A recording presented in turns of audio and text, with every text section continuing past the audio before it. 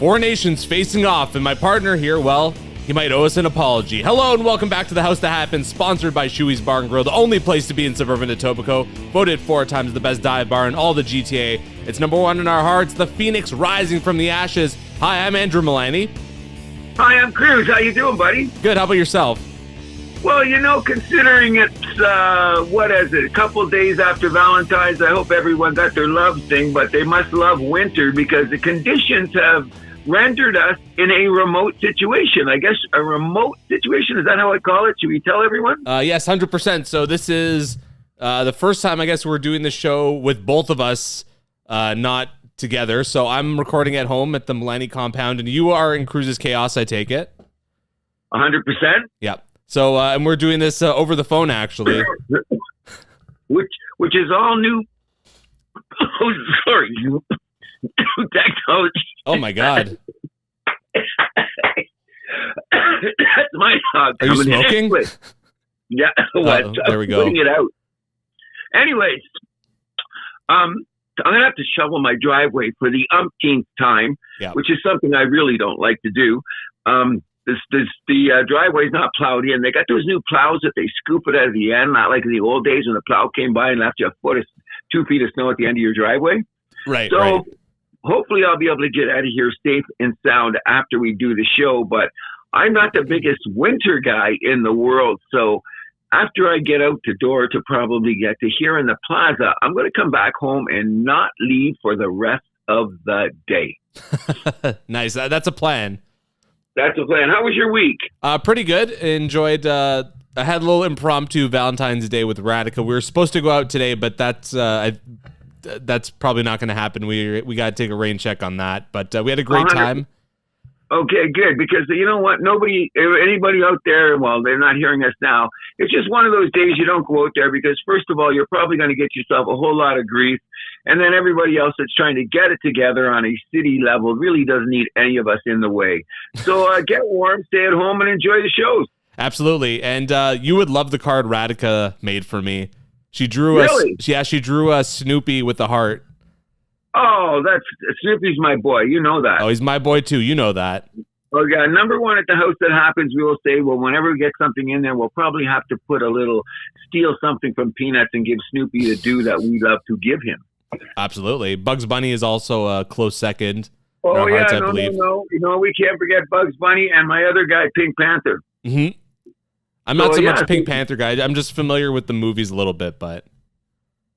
So we're pretty good animalistic that way because we're thinking of cats, dogs, and rabbits. Absolutely. Oh, there we go. We're tremendous. That's good. So a lot went on this week. A lot didn't go on this week, but yes. I think we've got a bunch of shit we're going to talk about that's quite interesting, but we should start with a couple of shout-outs, don't you think? Absolutely. So first of all, a somber shout-out. Former Leafs PA announcer Paul Morris died at 86 this week. For you Leaf fans who were not around to listen to him then, such as myself, you have heard his voice when it's an original 6-game at Scotiabank. They actually use his voice as the last minute of the period announcement. Well, I'll tell you this much. I'm so old, I remember the guy. I remember his voice distinctly, so I can say I know who he is and I've heard him. And God bless him and his family. He lived a great life. He had some signature moments on the air. Sure. You know what I mean? The other thing is, speaking of great Canadians, it would be remiss if we didn't say happy birthday to our Canadian flag, which, turned 60 years old yesterday? Indeed it did. They brought that up on the air of the Four Nations Face-Off Canada-USA game, which we will, of course, get into later. How can we not? But that's very cool. Obviously, our flag, 60 years old. I don't know how many of our listeners know that we had a flag before that. Well, didn't we use the Union Jack or the British thing, didn't we? Yeah, but there was another one too in between where it kind of looks like the Ontario and Manitoba flags, where it's like the Union Jack on the top left, but it's like mostly red with like a coat of arms. No, but I thought the great thing that we commissioned something that would be distinctly Canadian, and what's more Canadian now than our red maple leaf flag? Not much. Thank you very much. It's known around the world. It's a Canuck symbol that I'm proud of, and I'm sure you're proud of it too. Oh, absolutely. You see some of the rejected flag concepts, and you're like, thank God we went with the right one, you know? Oh, of course it was. You know, it was simple but cool. Exactly. You don't need to overcomplicate things. That's where my Italians can sometimes get into a little bit of trouble sometimes. Well, we didn't need Betsy Ross. That's all I'm saying. We were pretty cool. Okay. You know who Betsy Ross is, right? No, I don't. Not offhand. Okay, so since we're still cordial about these things, she was the one that knitted the first American flag. Oh, okay. I see. Yeah, she was like, revolutionary or whatever. But we need to talk about that. We should get on to other things. Of course, since spring training's open, we would be remiss if we didn't shout out to Joey Bats. Yes, for making the Canadian Baseball Hall of Fame. Yes, very cool. I mean, he had to be a shoo-in, considering that like anyone that's like had an ounce of how should I say, like Canadiana. Yeah, exactly, with the Blue Jays. And of course, the black bat flip just cemented he was the captain of those 15 and 16 teams. One of my favorite Blue Jays of all time. I think you know that. Oh yeah, and he's on our team. Before spring training, I think we're going to do a little bit show about our personal top 10 or every position that we would have in the Jays, so to speak. We'll get to that. You know, like an all-star lineup? Yeah, our all-time all-star lineup, which will have George Bell with me, but then the other side will be Joey Bats. There's no doubt about that. However, you know what I always think is interesting is that as a country, because we're only 1/3 of the size of that elephant that lives next door, and our population is as big as some of the other ones, I think it's interesting that people that aren't actually born in the country come to our country and do something absolutely amazing, representing our life, our country, our style. You know what I mean? Yep. I don't know if that makes any sense, but hence the reason you get a guy like Joey Bats in the Hall of Fame, because they're like yourself growing up, and kids even younger than you, they'd see this. They're always going to remember to become a lifelong Blue Jay fan. Whenever you start, wherever it is in your history or lifetime, someone that fell in love with the Toronto Blue Jays is because of Joey Bats. And you can't deny that in this country, because the more support we get for the teams, the better we are. Yeah, and his meteoric rise is going to be written about for a long time, not only in this city, but in the annals of baseball history, I would argue as well. Oh, no doubt about it, because he was in between days when we stole him from Pittsburgh. Yep. Because you go back and see the trade. The only thing that I regret about Joey Bats in this respect, and I'm sure he's quite comfortable, he lives a good life, he's got a beautiful family, is he was one of those guys that was in between contracts. Like in this regard, when the Jays offered him that first contract, when he had, what was it, the 30 home run season, or at the end of that 50 home run season? Yeah, what's that? The 50 home run season. After that, they gave him the big contract. Yeah, but they didn't give him, they only gave him 3 years, didn't they? I believe it was a long-term contract that was considered like a risk at the time. Well, yeah, because it ended up being a steal, because like his production throughout that was amazing, which kind of became like a little bit controversial, because I think after that he kind of wanted to be paid, but he was kind of past that productive point, That was my point. That's my point about being in between. I felt bad for him that way, because at the time, people said they were going to overpay for a guy that, like, is he a flash in the pan? What's he going to do, or how's this going to work out? So, and his next season ended up being, he didn't hit as many home runs, but it arguably ended up being a better season. He hit 300. He led the league in home runs again. He hit 40. I believe he led the league in walks too that year. Something like that, yeah. And he was, I think he was top 5 in runs scored. It was a crazy ass season. I know that. The bottom line is that, you know what? And when people talk about, people don't always talk about the personal things that go on in athletes' lives. And of course, they're going to live to be long, rich, and famous. But at the time he signed the contract, most guys would, because it's security for your family. Oh, 100%. Especially if you don't know if there is going to be a next contract, like the way Jose was, right? Where, because like you said, he was bouncing around between teams. Like before Pittsburgh, he was with, was it Baltimore and Kansas City, I believe? Okay, whatever, yeah. And then the funny thing is that he gets to this point, and of course, him and his agent said, well, aren't you going to pay me more? Which just tells you indelibly that this is a business before anything else, because the Jays came back to him and said, we already paid you. Mm-hmm. And he said, but, and we know what comes after but. Nothing good. Nothing good. But anyway, Joey Bats, congratulations to be in the Canadian Hall of Fame. He's really looking forward to come up and do it. I heard him on an interview on, one of the shows, and the way he talks about Canada and his time in Toronto you can feel it, which is really cool. Oh, of course. I'd be surprised if he didn't have good memories or, good, I don't know, whatever of Toronto, but very happy for him. Hopefully he's going to never have to buy a beer in this city ever again. I don't imagine he will, but... I doubt it. Yeah, I doubt it. Obviously, congratulations, Jose Bautista. One of our favorites here at the House That Happens. 100%. 100%. I will shout it out to Humber. So their men's and women's volleyball teams are off to the Final Four in the province after the men beat Niagara 3-0 yesterday, and the women beat Cambrian 3-0 yesterday. I was there to call both games at the gym. That's excellent. Taven Blackmore for the men was named All-Canadian and OCAA Player of the Year, as was Kennedy Williscroft of the women's team, same All-Canadian and Player of the Year. Josh Nicholson of the men's team was named West Division Player of the Year and an All-Canadian as well. Nazir Francis, first-team All-Star.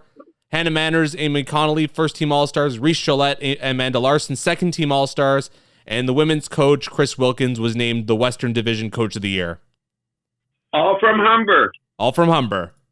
That's amazing. I'm going to have to come out and meet some of these people because if they're listening, they should understand that your support for them, and I'm right on board with you, is so amazing, and it's so local, and Humber's in my neighborhood. Absolutely. So congratulations to all those people. Winning is fantastic. And should mention as well, women's volleyball 20-0 now, and they won their last, 46 games in the province now.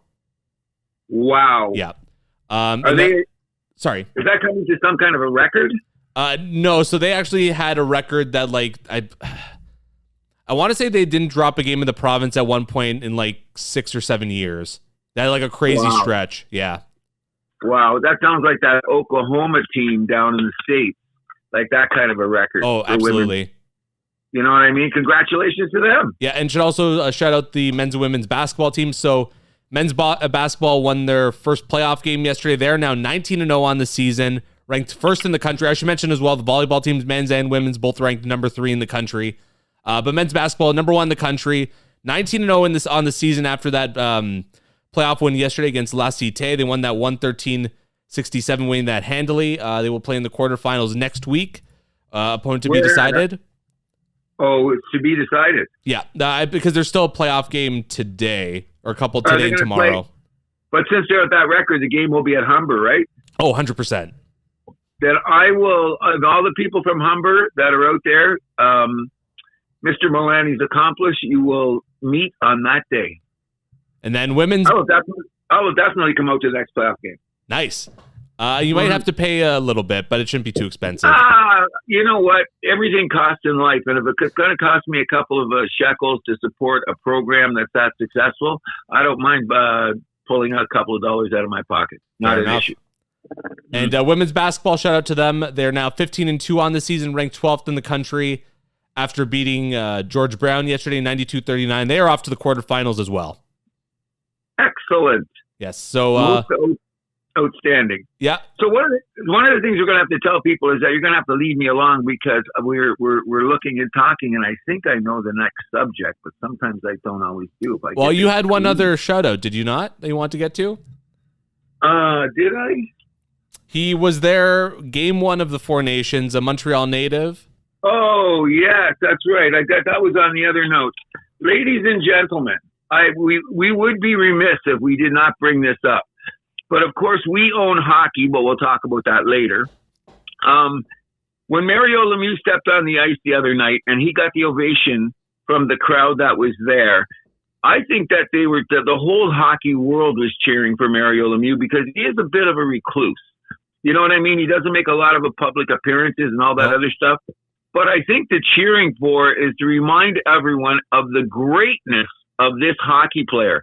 Now, we have the great one. We have Wayner, great ambassador for hockey. But sometimes I argue natural talent as a skater player on the ice. I don't know if I've seen anybody like Mario Lemieux, ever. And there was times early in his career where I sometimes went, what are you doing? But that was just his game, and he went on to win Stanley Cups, battled through his health issues, and continued to play. So I was absolutely blown away. It was one of those times, and it was a lot happening in the hockey that we've seen lately where you don't usually feel it coming out of the TV, but it was so powerful, and you had your TV up loud enough. You could I got chills when Mario was out there. And to put the period on the sentence for Sidney Crosby, who will one day be recognized as one of those pillars of Canadian hockey, stand beside him for the shot and unveil and open the tournament, and knowing their history, magic moment in Canadian hockey history, and I'm glad it happened in the Bell Centre, the home of my favorite team. And let's not forget Lemieux captained Canada to their first Olympic gold medal in men's hockey in 50 years, 2002, and then 2 years after they won the World Cup of Hockey as well. That kind of back-to-back, important. But the one always will be the one where they scored in overtime. The 91 Canada Cup? Oh, yeah, where Gretzky passed it back, and the late, great Dale Howardchuk was the one that started the play. What a line. Oh, yeah, what a line. That was in the days, like I said, you had, that's three centers on the ice, by the way. Yeah, exactly. Three centers, but I know Howardchuk was playing a lot on the left wing, I believe, at the time. Yeah. But anyway, I'm saying almost everybody I know was impressed by the moment, but most impressive of it all is that we remember the greats that make us own this game. Big shout out to Mario Lemieux and the crowd for appreciating for who he is. Absolutely. Any more shout outs? No, we got a lot of other stuff to talk about, so we might as well get there. Starting with, I guess, the PWHL, correct? No, college hoops. Oh, even more fun. Oh, my God, college hoops. Now, first of all, everybody should know, and I'm going to state it emphatically one more time. Anybody knows me that probably, believe it or not, March Madness is one of my favorite events of the year, by far. You had known that. We didn't do enough about it before, but I'm bullying in on this one. And to let you know that this college basketball season could be one of the craziest ones we've seen in a long time. Like, in the last couple of years, Connecticut has won. There's been prohibitive favorites, so to speak. But let's just talk about this. The top 5 teams in the country right now are Auburn, Alabama, Duke, Florida, and Tennessee. Now, we had an anomaly yesterday that I think has only happened about 5 times in the history of college basketball. Where number 1 has played number 2? In the same state. Oh, wow. That's the thing. Number 1s and number 2s have played a number of times over the years, but for two colleges to play number 1 and number 2 in the same state, I believe, I'll have to be fact checked, I think it's more than 5, less than 6, or this could have been a half a dozen time, which just told you how significant this is, considering the rivalry with Auburn and Alabama, which is probably not as well known here, but if you're south of the Mason-Dixon line, it's considered one of the most serious rivalries in college athletics, so to speak. The Iron Bowl. The Iron Bowl, there you go. But in any event, Auburn went into Alabama and beat them in one of the great games I'd seen yesterday. It was close. Alabama, Auburn's giving me a lot more pause since they lost a week ago. Remember, they lost to Tennessee and stuff, and Tennessee's in number 4. Yeah. But the bottom line is, the first thing we should be talking about is it's this simple. By the time we get to next week, it's going to be a whole new ball game. Understanding that some of the big teams have already lost. Some of the teams are moving up.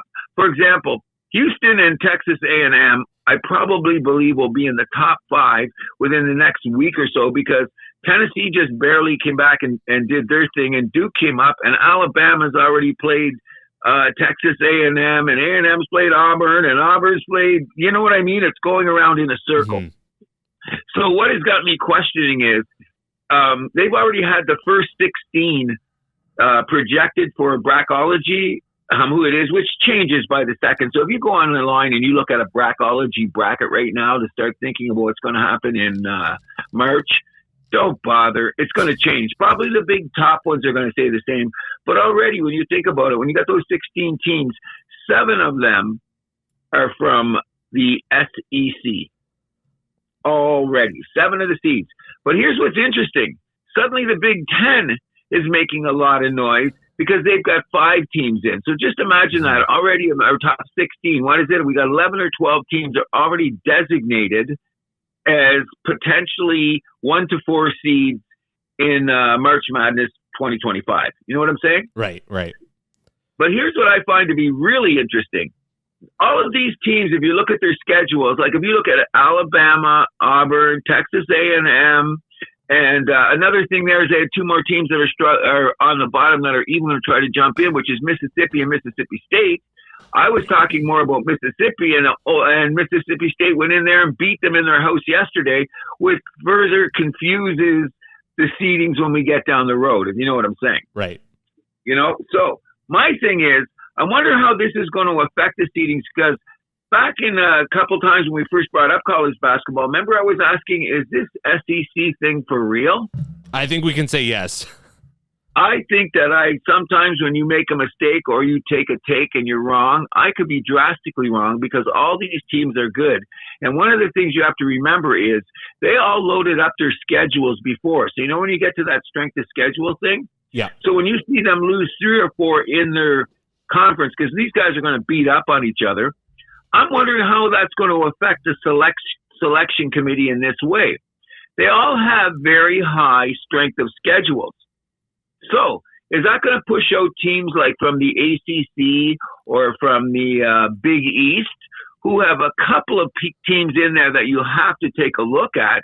But how the seedings are going to come about, I really don't know. You know what I'm saying? Yeah, right now, the bracketology that I'm looking at on ESPN has 14 of the 16 SEC teams projected to make the big dance, which is insane. I don't think that's ever happened in the history of the game. And I'm going to tell you this much. A lot of those teams are going to be deserving. But what I'm getting at is, if they beat one of these teams up there, like in football, if you beat this team, but there's a lot more games, you know how you move up? So now you've got a team, say, like Memphis plays in the Atlantic, okay? Memphis is going to be there, and I think Memphis is going to be a sneaky good team. But does that automatically eliminate anybody else in their conference due to the fact that when you start saying, well, let's just check... conference tournaments are going to play a part in it too, right? Because if someone steals the conference championship, there's likely going to be 2 teams that make it, and that's where the tough decisions come into play. That's what I'm saying too. So I'm saying that there could be some very good teams from other conferences that are not even going to get the light of day. So, for example, Memphis looks like they're going to run away with the American Atlantic, but I really think they're going to get one bid, and it has to start with a conference bid. So when they get upset, they get to the final and they get upset, okay? Sure. In years past, they might say, well, you know what? Memphis has this record, and they're this good, and but they lost their conference championship. And they're going to look over to the SEC, and they're going to see, say, Mississippi State, who upset Minnesota yesterday in their house. And all of a sudden, Mississippi State makes it to the the finals of the conference, and they rise up then. So when they get into that selection committee room, they're going to look and they're going to see, well, you know what? Memphis and Mississippi State have about the same schedule, and Memphis is going to be a first-place team all year. What do you do in that selection there? Who do you take? That's what I think is going to be very interesting this year. And a lot of those smaller schools that might have been able to pull upsets, or those, you know what I mean? Another 2 in the conference, maybe 2. Go ahead. What I think is going to happen is some of these lower teams in the SEC are going to kind of get kicked out, kicked to the curb, like the Georgias, the Arkansas, the Texases. Oh yeah, they're already gone. But I'm saying, what happens? But they're projected to make it right now. That's the thing. Over the thing, they might get down. But then here's the deal. So who do you take from the ACC? North Carolina ain't going nowhere. You know what I mean? They're not the team. SMU, who's got money. But when you look at it, you got Duke and Clemson. When has Clemson ever come around the time of day to make himself any noise in the basketball tournament? Yes, exactly. You know what I mean? But they're 21-5, so they're probably a lock at this point. Yes, I will say that it is. And then you get to Louisville, who's a traditional kind of a powerhouse. What I'm getting at is that I'm going to think it's funny, some of those schools are going to feel they got snubbed, all due to the fact of the strength of schedule in the SEC alone. Yeah. Well, and there's some traditional teams in the ACC that are probably just not going to make it this year, like Virginia. I think UNC is going to have a tough time.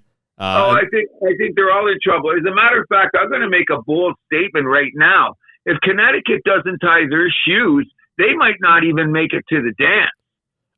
And that's not the craziest take I've heard. I mean, they're 4th in their own conference, a 17-8 record, which is it's not terrible, but it's not great. Okay, so then they've got to still go through these guys unless they sweep them in the conference, because this is going to be exactly what I'm talking about. And they got upset by Seton Hall yesterday, did they not? Yes. Yeah. Yes, and do you see where Seton Hall's in the standings? 12-2 in the conference, 7-18 overall. Okay, so now this is my point. So now they're going to get the end of the thing, and UConn loses in the Big East final against St. John. Okay? Well, I'm going to tell you right now, Creighton's got a better strength of schedule, and say they were the ones that make the semifinal in Marquette. Yeah, I was going to say Marquette, too, you got to watch out for. Okay, so now you get those two teams, and they're going to say, well, you know what? UConn made a rush at the end, so who do we take? Does UConn push one of those two schools out, or better still, all of a sudden you look over and we're talking about that Mississippi State team that's battled and got to the finals and lost, but look at all the teams they had, the gauntlet they had to go through compared to what UConn has done when they're going to have a similar record, and Mississippi State's not going to have a thing on their record that says they lost to Seton Hall. Right. Okay, well, so I don't know. I think it's going to come down to like them versus like Georgia, Arkansas, Texas, Vanderbilt, Kentucky, even because Mississippi State is 18-7. I know their conference record isn't that great, but 18-7, you got to respect that. They all got 5 games left, so in 2 weeks from now we'll be talking completely different. They all got 5 games left, but if you look at those top teams, you just shake your head because they play each other so much that it just blows my mind. You know what I mean? Like, everybody's going to play everybody. Now, the team that seems to be rising above, I'm really going to be on Auburn. But there's another little thing I'm going to tell you. I think that Texas A&M is a team that you got to watch out for. Yeah, I knew you were going to say them. They won their last 5 in a row now. You got it. And not only that, I'm going to tell somebody another thing. And if Mr. Kevin Pick is listening, I'm guilty of this for all my years in the tournament. Uh-oh. But I look at who's coaching the teams. Okay? And when you start looking at who's coaching the teams, they have a way of guiding their teams into the tournament so they peak at a certain time. So kind of like the experience factor. You got it. So you've got the Barnes guy in Tennessee. They're not going to go anywhere. You've got the guy in Houston, and because they're going to come in no problem. I forget his name. I should know it. Texas A&M has got Buzz. St. John's has got Patino. Izzo is lurking in the Big Ten, which has really risen up, and I'm really happy to say that my boys Michigan are in the top 16, even though they're ranked not that high as a selection to get there, because right now Michigan is number 1 in the conference. Yes, and they're ranked at number 20 in the nation. But because of this weekend of all the losses and all the stuff that's going on, the rankings right now, I say that the top 10 will be completely different. I think Michigan will rise up to about 15 or so because the big team in the Big Ten was supposed to be Purdue. Yep. And Purdue got spanked at home yesterday. And not only that, Michigan beat them last week. So since they've been number 7 in the country, they've lost to Michigan and Wisconsin. Yeah, they're going to fall in the rankings. When does it come out? Tuesday? It comes out on Monday night. Monday? Okay. Monday morning, whatever the case may be. But in any event, the only other thing I'm going to say about it is that we're going to keep a close eye on it because, first of all, it's going to be way more out there. Remember, I said it here first. If Connecticut does not make the tournament, I will not be surprised. I've seen them play. They're just not that good. But one of the things that we're going to be talking about along the way is, of course, this is the feeder factory for the NBA. Correct? That's how we look at it. Okay, so one of the things I wanted to bring up is that people want to watch the games and know who the guys that are going to be, that might be coming into the NBA. And I think it's getting a little bit weird because some of the best players in the country right now are juniors and seniors. And you know how the pros feel about juniors and seniors. You know what I mean? What do you mean by that? I don't follow. Okay, so anyways, the top prospects right now are, of course, Flagg on Duke and his buddy Kaninkle or something, right? Okay. But there's two more prospects, Ace Bailey and Dylan Hardman. They both play for Rutgers. Who's going to see these guys? Anybody that watches the tournament. We're not even going to get to see these guys, okay? So we're going to get to see like Bromy on Auburn. I'll name a couple of guys next week because my question is this. Some of these guys you draft now that are later playing good in the NBA, the Buddy Hields, the Spencer Dinwiddies. Off the top of my name, I'll find a few for the next show. But what I'm getting at is that these guys aren't going to be mega superstars, but they're great rotation players who took longer to develop in college instead of these flash guys that are one and done and jump in the league. And what is it? About 40% of the one and dones don't even make it in the NBA. Sure. And I think of a guy like Norman Powell. He was a 4-year guy from UCLA before the Raptors took him in the second round, right?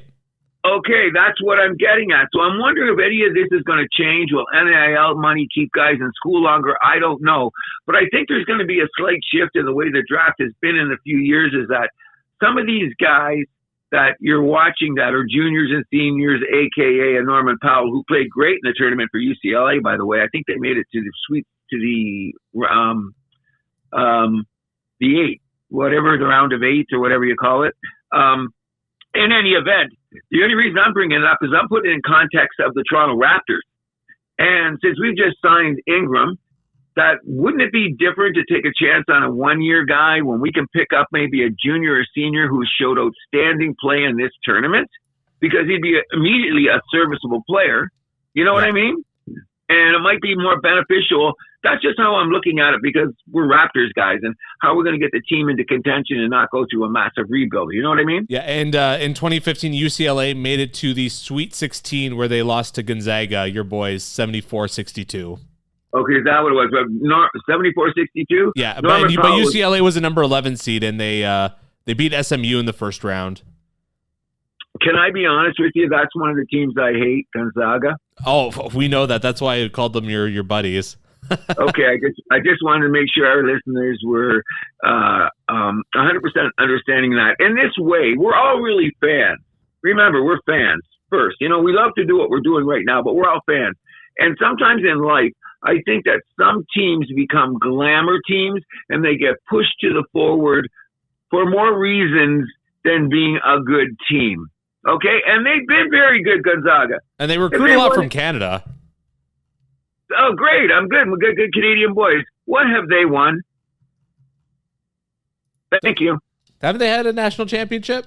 No, they haven't won shit. And the one time they were supposed to be good, I think they always Baylor go deep, though. Yeah, because what happens is they got an artificially high ranking, I always considered, and that's why they play more off-schedule stuff earlier now, and that's why their record isn't as gaudy, because the coach got smart enough to realize that. You know what I mean? Like, they played a little bit too many puff guys, so their record going into, okay, now we're into the Final Four. Gonzaga's made it there. They're 24-2 or whatever, 28-2, and somebody gets upset along the way, so they're playing Lehigh instead of playing, say, Alabama, and they beat that team, and now they're in the Final Four, and they got some pump chest out. America's behind them because it's that cool school up in Washington, and everybody loves them because they look wholesome. And they run into a team like Baylor or Louisville with a bunch of badass brothers, and shit happens. Well, either way, they're locked for the Sweet 16 virtually every year. They've been making it to the Elite Eight basically every other year, and they have a couple Final Four appearances, so that should be respected. I have to respect it. They keep getting there, but I think that their run is over. We'll see. But We'll see. They're going to be in the new and improved or brand spanking new Pac-12 in a couple years, so we'll see if that benefits them. Oh, that should be better too. But the fact is, how far did they go last year? I forget. They didn't go. They were in the Sweet 16 last year. Oh, they got to Sweet 16, right? Yeah. Like I said, they're locked for Sweet 16. From 2015, they've made it to every Sweet 16. Well, they've got the longest streak going now, so it has to be respected.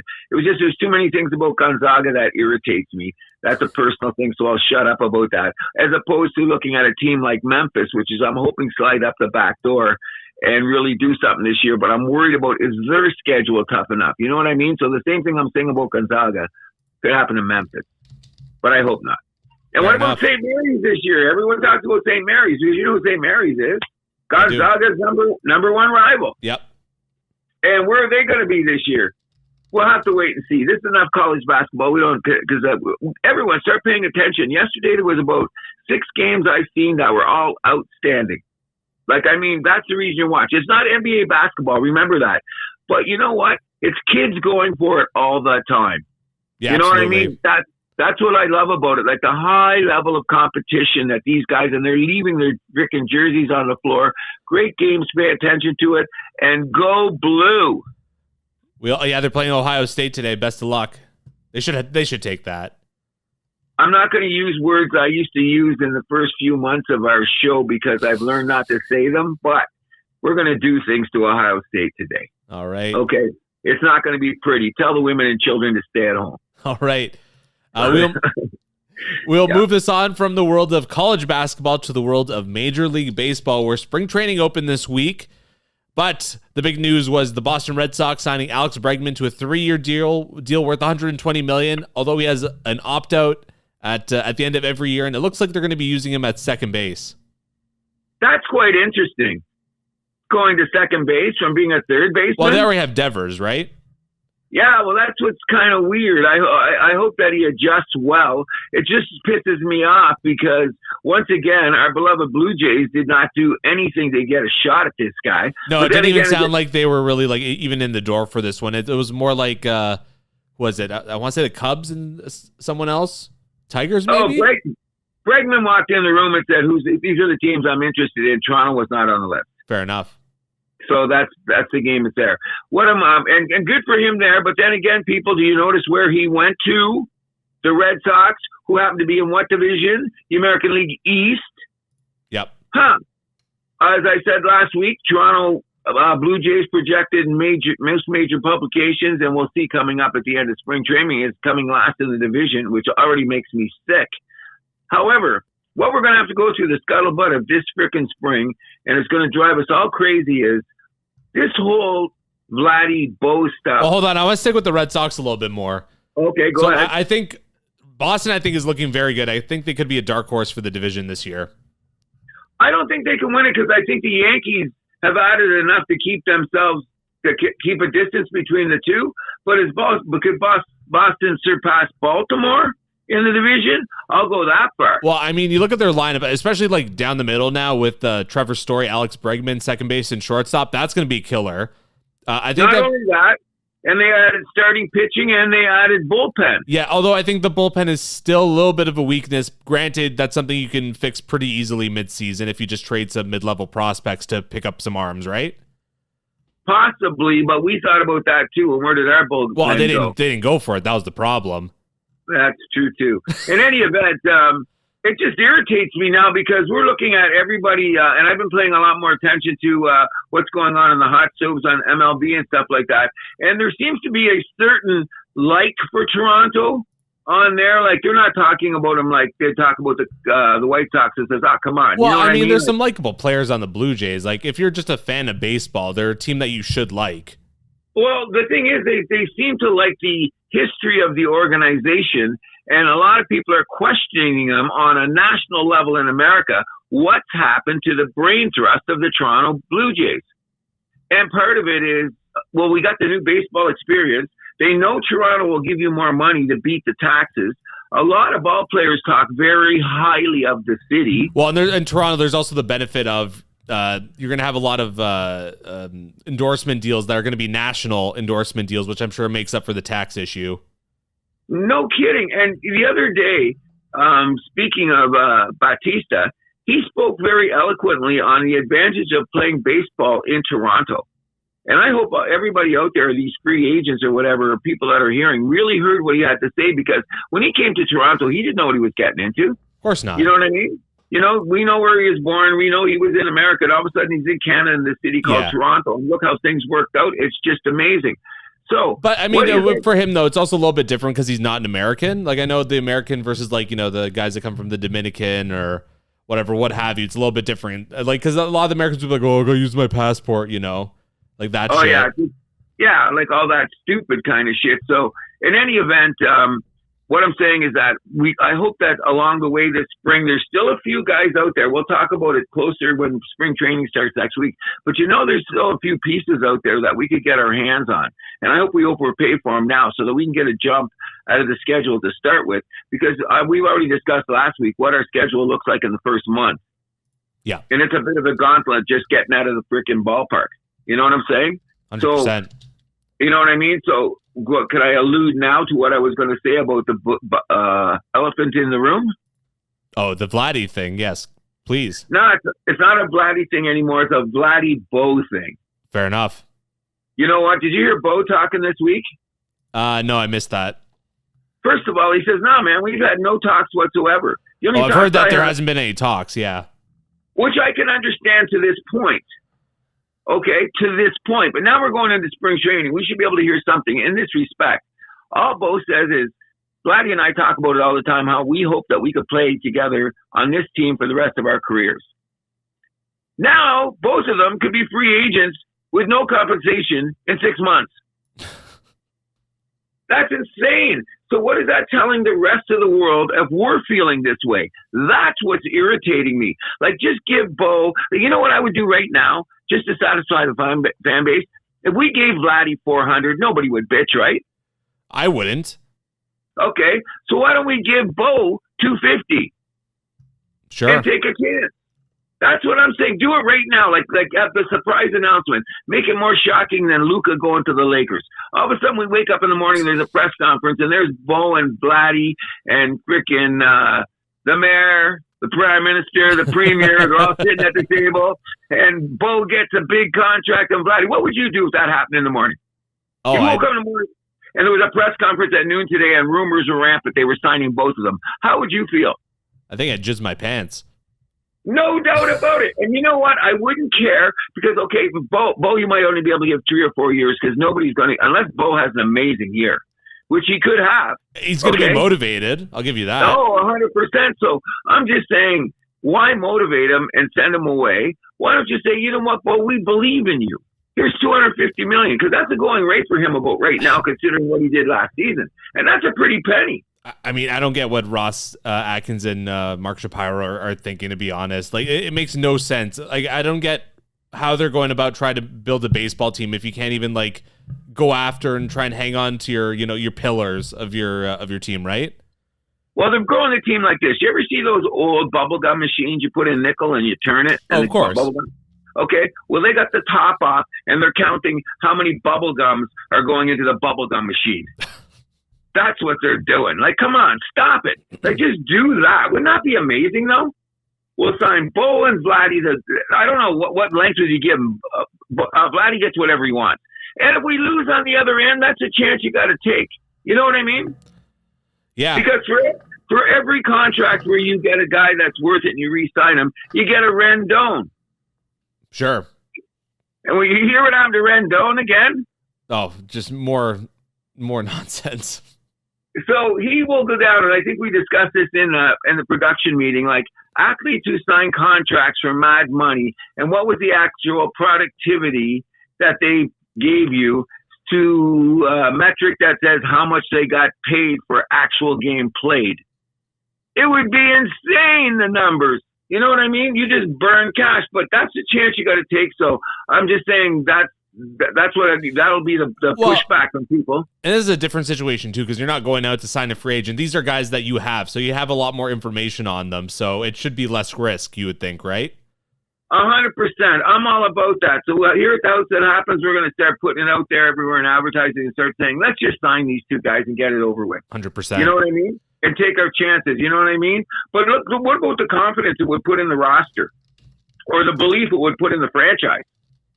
I know. It sends a bad message to the team too, you would think, right? Exactly. So I'm saying, like, the whole thing would motivate everybody. The rest of the baseball world would just go, whoa, for starters. We got two solid bats in the lineup. Yep. We do potentially be able to increase our run production about what? A run this year? I wouldn't say a run. That's a lot. But a half a game over 162 games with the pitching and defense we're supposed to have, maybe we could knock on the door. I would hope so.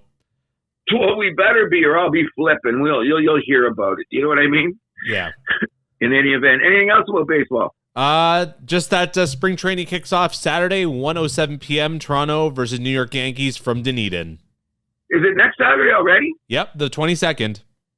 Yeah, right, because everybody got in there today. Yeah, they were having all those interviews on the air. Well, I'll be paying attention from day one, that's for sure. 100%. Let's go Blue Jays. Let's go Blue Jays.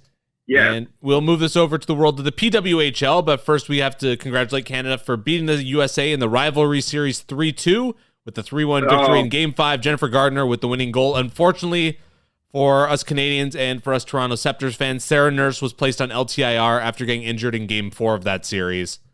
That's a drag. But anyways, big shout out to the girls at this time where they're proving that we do own this game.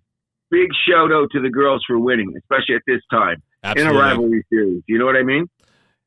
And but speaking, go ahead. I was to say, for the PWHL, or do you have something else to say regarding international hockey with the women? No. Just congratulations. I want to get to the PWHL because I got some apologies to make. Yes. Well, first off, the big news: Natalie Spooner finally returned to action for the Toronto Scepters, last year's MVP in a 3-2 overtime win that Toronto had over Minnesota. Renata Fast with the winner with 4 seconds left to go in overtime. I watched it. It was amazing. Hence the reason I'm going to apologize, because let's look what's going on here now. I've said, okay, if we get this for the rest of the season, why should I be paying attention? All of a sudden, they're 2 points behind Minnesota. Yes, they are, for second place. Okay, their goal differential, which I'm huge on, is almost even. And the only team with the positive goal differential is Montreal. I should point that out as well. I noticed that too. So we're doing okay. Yeah. Okay, so not only that, what do we got? Hannah Miller is 4th in the league in scoring. And we got this Renata Fast girl, or whoever she is. I've noticed her because when she was playing, so I went to look at her numbers. She's the number 1 scoring defenseman in the PWHL. Yes. So it was Hannah Miller. So she's 4th in points with 15, and she's 2nd in goals as well. And then Renata Fast, she's 6th in points, and she's tied for 4th in assists. Exactly. And now that we've got Natalie back and our goaltending is as good as anybody else in the league, perhaps Montreal, but then again, Montreal could have the team that keeps it out away from their goaltender more. You know my theory on that. But I'm looking at it right now, and I say Toronto's comfortably going to be in a playoff spot. And what's really interesting is the standings have tightened up compared to just 2 weeks ago. Like I was saying, those teams are at it. Let's forget about it. These games are going to mean shit. And all of a sudden, you got 3 teams now. They're going to be scrapping for 1 playoff spot. They're all, 2 points difference between the 3 of them? I know. Well, I would even go further and say between 2 and 6. They're only separated by 6 points. And with the 3-point victories, that's still not out of grabs, you know?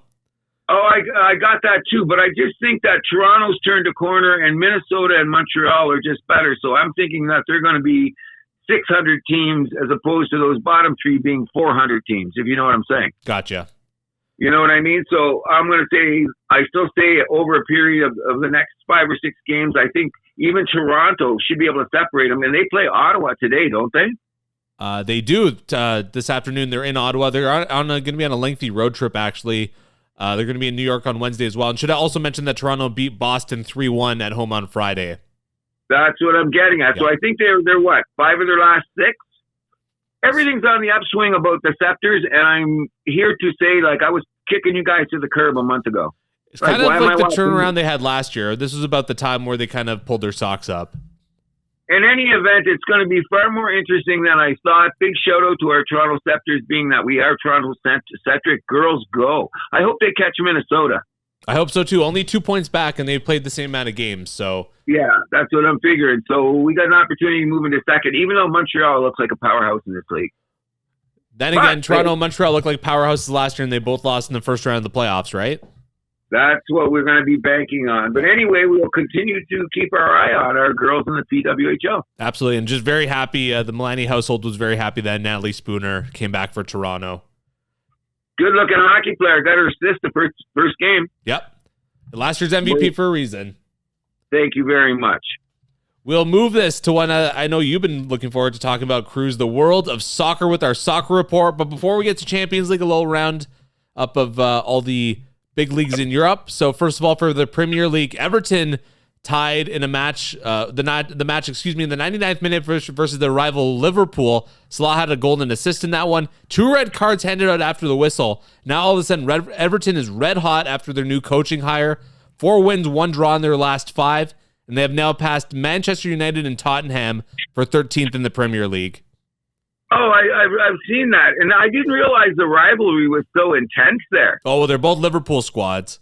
Yeah, well, I learned something new every day in that, and I think what happened, because when you see the end of the game, because it was on, and I just looked up and I seen it was Liverpool, then they all got crazy, and I went, "What happened?"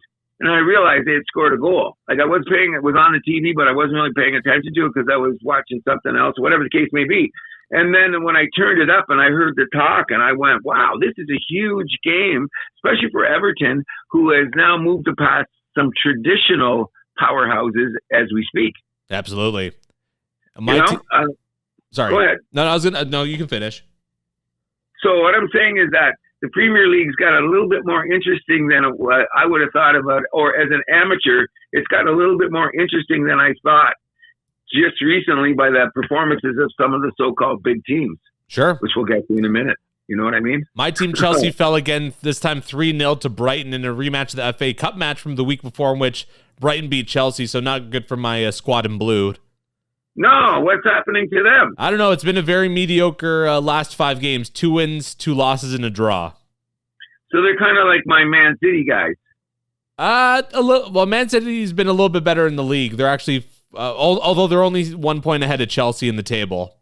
That's last time I checked. That's what I was thinking. I'm going, Chelsea was right there. They could have even moved more, because one of the things I want to ask you is that, so now, I wrote it down here somewhere. I wanted to ask a question about this.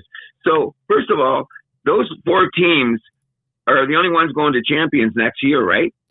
There could be a little bit more based on how the other competitions go. Because essentially, like, let's say Liverpool wins Champions League, it'll open up, it'll push down that Premier League spot to the next team down. So, like, the 5th place would get in as well. I did not know that, because I was just going to say, the Chelseas and the Man Cities better pick up their freaking socks, because people like that Nottingham Forest and stuff, they're all in there to win too. Isn't that how it's supposed to work? So I'm just looking at the standings and the way the game's going. Like, from what I've always heard about Man City and the Chelseas and stuff like that, they were just what ranking were they going to be in the top 4 to get to the Champions League? And I don't think it's necessarily that cut and dry this year. No, absolutely not. It's going to be a dogfight in the Premier League for those top 4 spots, top 5 spots, whatever it may be, to get into Champions League next year. 100%. That's what I wanted to ask about. But anyways, go on. Yeah, moving over to Serie A, the big game this weekend is Juventus versus Inter. That's today at 2:45. So by the time you're listening to this, the result will already be out. But looking at the standings, Napoli, they've drew their last 3. Now they only have a 2-point lead over Inter for top of the table. And then Atalanta is in 3rd place, just 3 points behind Inter. And then Lazio, there's a big gap between them and 3rd. They are 5 points back of Atalanta for that final, and they're sitting in that final Champions League spot, but Juventus just 3 points back of them. Yes, I think Juventus is going to make it. Good work. I mean, this is going to be a big one against Inter. They're at home, so big 3 points on the line. It's at 2:30 this afternoon, right? Yeah, 2:45 kickoff. That's excellent, because I've got golf and soccer to watch. And the Daytona 500. Really? Yeah, look at my head's dizzy. You just said it. That's one of like the 2 NASCAR races I would say you should. I forgot to mention that in the shout-outs, but that and the Talladega 500 are the 2 NASCAR races I would say even a casual should check out. But I digress. Are they going to get in any fights? Maybe. I won't say no. Maybe it's NASCAR. Maybe that should be the name of the show, dog fighting. Well, we'll see. Well, yeah, we'll get there. In any event, no, I will not be watching the Daytona 500. I will make sure that I will check the channel and make sure when I hit the remote, it skips past it. Oh, okay. That's good. Okay, continue. In La Liga, the match of the week is going to be Barcelona versus Rayo Vallecano. That will be on Monday. Tomorrow, Family Day here in Canada. Forgot to shout that out as well. Real Madrid sitting top of the table with 51 points. Atletico Madrid just 1 point back of them. And Barcelona is 3 points back of Real for first place, but they have a game in hand. They've won their last 3. Barcelona is making a rise. That's what they could be the team that go there. And didn't, how do you say them? Atletico. Didn't they lose a league game this week? They drew. They drew their last 2 matches, actually. And then they lost in Champions, but we'll get to that. Yeah. Okay, continue. In the Bundesliga, Bayern Munich drew at Leverkusen today 0-0. That was yesterday to hang on to an 8-point lead over Bayer Leverkusen. Those were some big points that Bayer could not capitalize on to try and catch up to that powerhouse we know as Bayern Munich. I think they're just moving away. That was a huge game. Yeah. I don't know, not either, because they were there. And so what are they? Are they in the same city, or they just use the same name? No, so I don't believe Bayer Leverkusen is in Munich. I think it's in Lever. There's a city name. Well, like that they're something. owned by like Bayer, the company. That's why they're called that. So why is there two of them? Well, Bayer and Bayern. Oh, okay. So it's spelled differently. That's true, right? I don't know. I'm learning about it. I just know so was Leverkusen plays in Leverkusen. That's the city. Okay. Yeah. Okay, we got you. But anyway, that was a huge game for them. That was almost a must-win for them if they wanted to have any aspirations of winning, right? Basically. Yeah. Okay. Well, we'll see as the season goes on. Yeah. So, but Bayer, they're called Bayer because they're owned by the pharmaceutical company. I know that part. I just don't like saying the word pharmaceutical company. Well, it is what it is. You got it. You got it. Eintracht Frankfurt and RB Leipzig, as of now, are holding on to those final two Champions League spots in the Bundesliga. Moving it over to Ligue 1, PSG they've won their last 3 matches, and they are 10 points ahead of Marseille for the league championship. Marseille is second place. Nice sitting in third place right now, although Monaco tied with them in points for that final Champions League spot. Monaco could rise up, don't you think? Well, they're in Champions League this year, right? That's right. So I don't think they're going anywhere. And you're right. That's something I've learned. PSG plays better in their league than they do other places, don't 100%. 100%. I've noticed that. You know what I mean? I went, oh, okay. I'm learning something new every day because, we'll get to it in a minute. Continue. But the one we've all been waiting for, Champions League, the knockout stage kicked off on Tuesday with the back-to-back days of four matches each day, Tuesday, Wednesday. Man City, of course, they blew a lead versus Real Madrid in the 86th minute. They lost 3-2. Bellingham with the net winner in the 93rd. Haaland got the brace. That's 2 goals. Mbappe also had a goal in that one. But Manchester City, their woes continue. I'm starting to wonder if Pep Guardiola could be at the end of the road, especially if they don't make it past this round of Champions League, and even if they blow their kind of Champions League spot in the Premier League, especially if that happens, he's gone. That's going to be interesting because it's a must-win for them on Wednesday or Tuesday, whenever they play, right? Yes, and they're going to be in Madrid on Wednesday. Which makes it even more daunting, I think. So I'm not liking my chances, but if the shoe was on the other foot, people in Real Madrid would be screaming the same thing they're screaming in Man City. You know what I mean? Oh, sure. Because, I mean, we're there supposedly, and how they ended up in this Champions League playing in this round, that wasn't supposed to happen. They were supposed to be up a little higher, I heard, which makes it for such a great game because I'll be honest now, everybody out there listening, pick, BOHL, you guys, I did actually watch the whole game, and it was a pretty damn good game as soccer games go. A little bit sloppy at times, but Man City gave that game away. You know what I mean? Not only that, when they had the 2-1 lead, you know what I mean? Like it's something about soccer. It's like in any sport. Don't play prevent defense. Just keep going forward. And they had chances to put it away too. They just couldn't convert. No, they had a couple 3 chances. That's why I thought. So when it got that close and then they tied and then they went into extra minutes, I said, okay, they got a tie out of this anyway. They blew the game, but at least they're going to get a tie. And then it was in extra time. That guy put it in, and I went, whoa. Which is one of those things I never understand about extra times. Well, I'm not going to talk about it because that's a soccer tradition. Oh, the added time, yeah. Yeah, the added time, yeah. So it was like I think they added 5 minutes and they scored, 3 minutes into it or something? Yeah. It was pretty crazy in any event. Good game. But there were some other surprises, don't you think? Yeah, and we should also mention as well that big chance that Holland, hit off the post. That guy because it's one of the biggest sports in the world, he has to rate his top 5 diva on the planet in sports.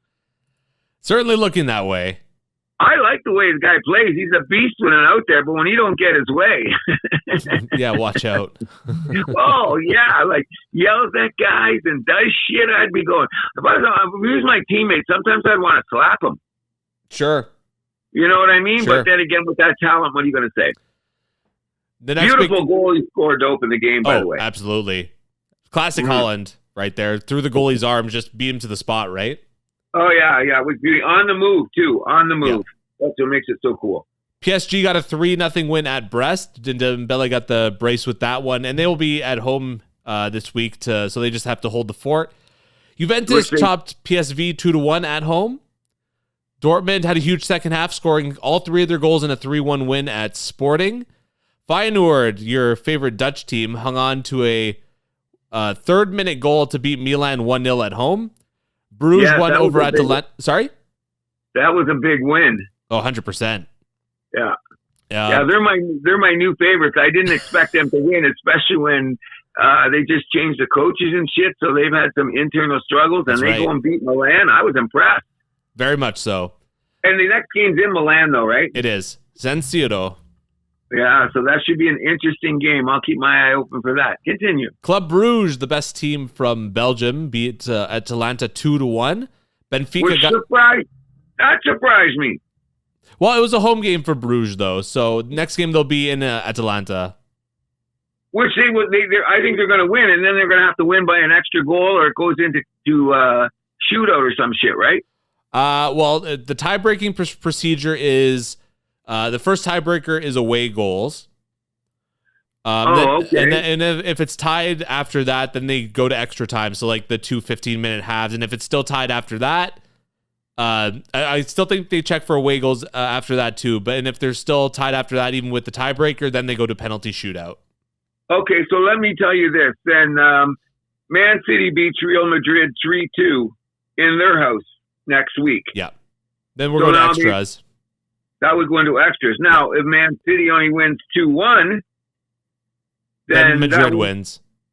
Wow. That's they got some funky rules.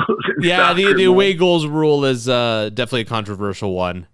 I would say so, but hey, if they've been doing it for years, right? Yeah, exactly. Yeah, like extra time. Okay, I'll learn. Continue. Benfica won at Monaco 1-0, and finally Bayern secured a 2-1 victory at Celtic. Kane scored the winner to go up 2-0 in the 49th minute. Yes, and that was a big game. Sure. Well, they all are technically. They're all big games because, in a week from now, some of these guys will be going home. Mm-hmm. So, but it's just the matchups that you would think like, okay, and those two teams were evenly matched, Bayern and Celtic. When I kind of looked at the standings, at the time, I said, hey, these teams could be good. Now, I'm going to ask the question this.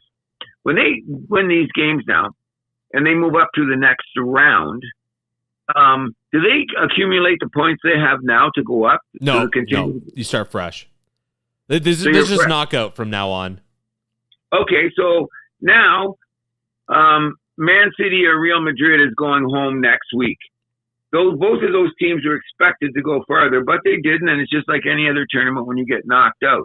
Does that mean that my boys, Baywood, if they beat out Milan, where would their ranking be? Do they reseed? Remember, I think I asked you before, I'm understanding, they don't tell you who any of these guys are playing when they win. I believe they put them in two pots for the draw. So it would be the 8 teams that already have the bye there in one pot, and then the teams that got through this knockout stage, they would be in the other one. They match 1-1.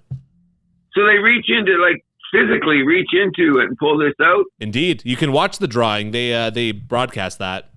Oh, yeah, I got that, which means there's no corruption in this shit whatsoever, right? No, I'm sure there's no bent envelope or cold envelope or anything like that.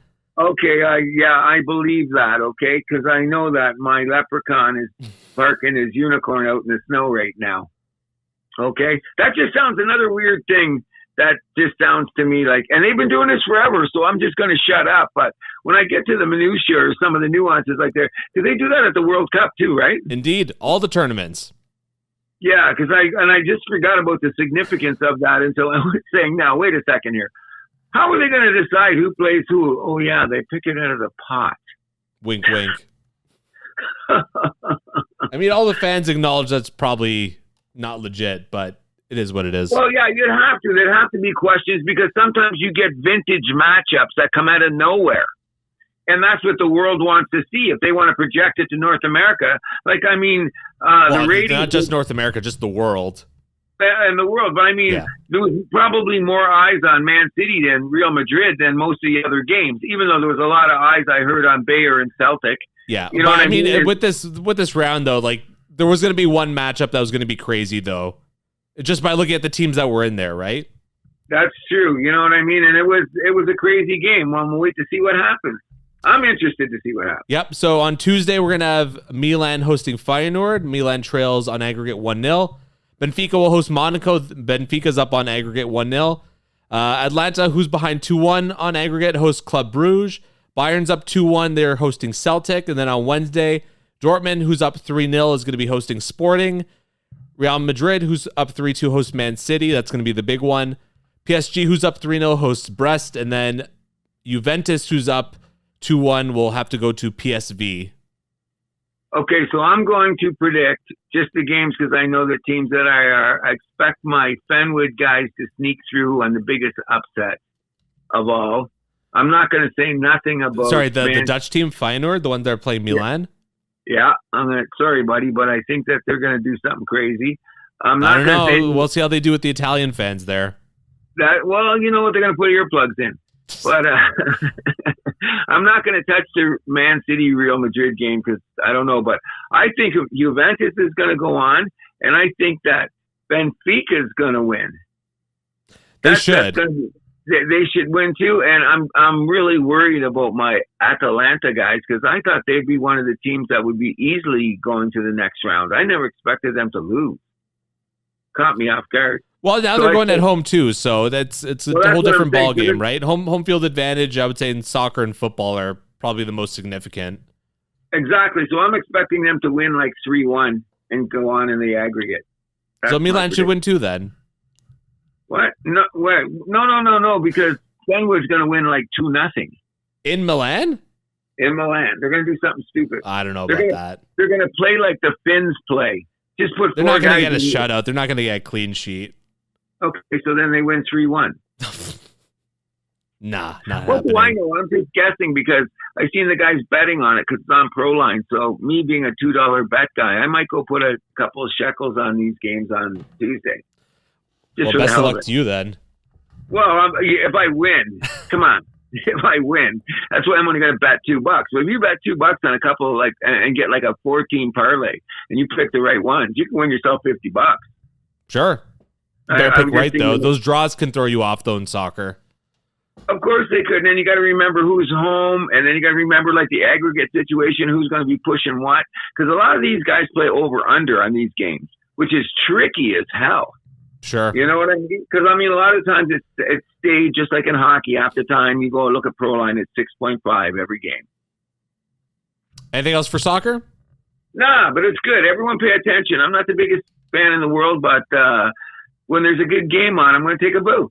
All right. 100%. We'll move us over to the NBA where we have our newest editions of the Power Rankings as we are in All-Star Weekend. You want me to go first? Sure. All right, so my honorable mention this week is the New York Knicks. They are 8-2 in their last 10 and have won their last 2. Stop it. My honorable mention, you're telling me to stop it? Already. The Knicks. Number 5, okay. I have the Memphis Grizzlies. Okay. 7-3 record in their last 10. Okay. Number 4, the Denver Nuggets, who have won their last 8 in a row. Okay. And have moved their way up to 3rd in the West. Okay. Number 3, I have the Cleveland Cavaliers, who have won 4 in the row in 8 of their last 10. Okay. Number 2, I got Boston, who's won 8 of their last 10 and 3 in a row. And then number 1, I got to keep him there. My boy Shea, Oklahoma City, 8-2 in their last 10.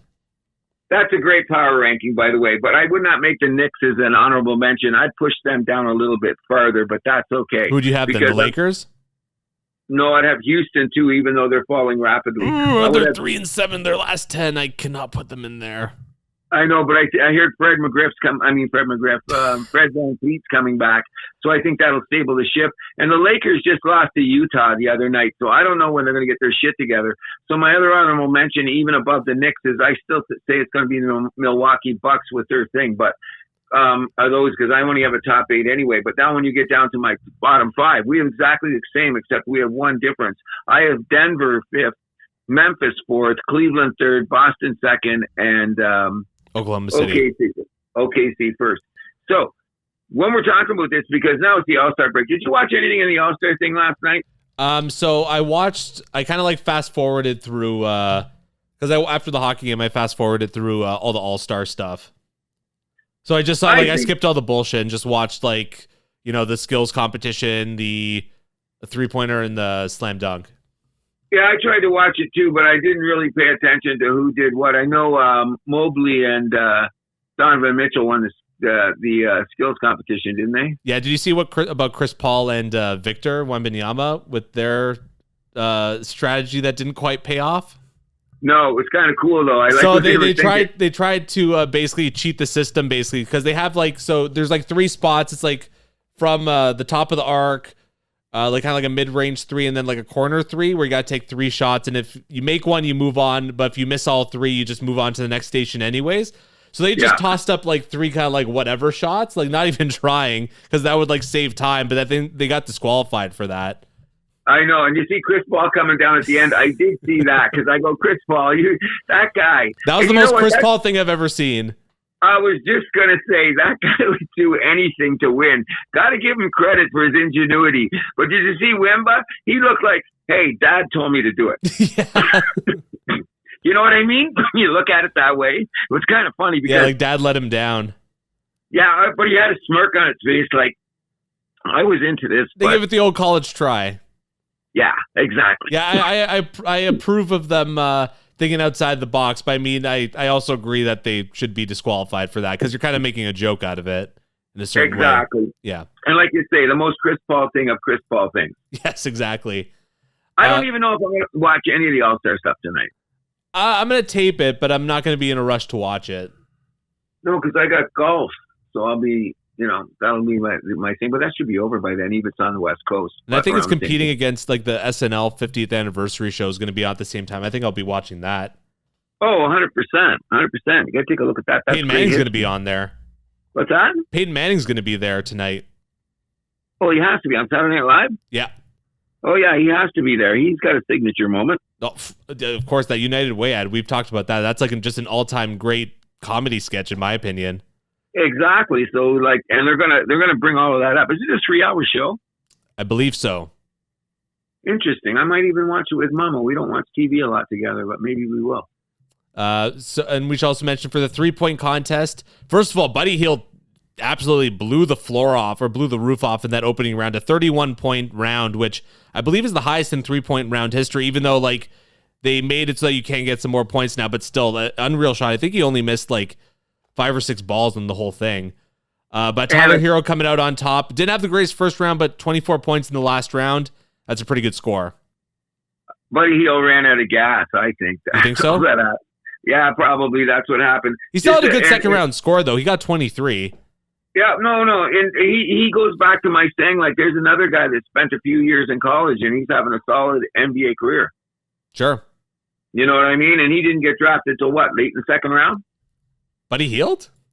Yeah. No, he was like a top 10 pick. 6th overall. Yeah. I can't remember that. But anyway, he's one of those guys that are down the road. And most people are glad they took him because he's a very serviceable freaking player. Yeah, he was a 4-year player, though, coming out of Oklahoma. Oklahoma, yeah. Yep. Yeah. And they made a run, too. I think they only made it to the Final Four, but they made a run, and he had a bad shooting game. And that's why they got knocked out, unfortunately, if I believe correctly. And unfortunately for the hometown, because the All-Star game is in San Francisco, hosted by the Warriors.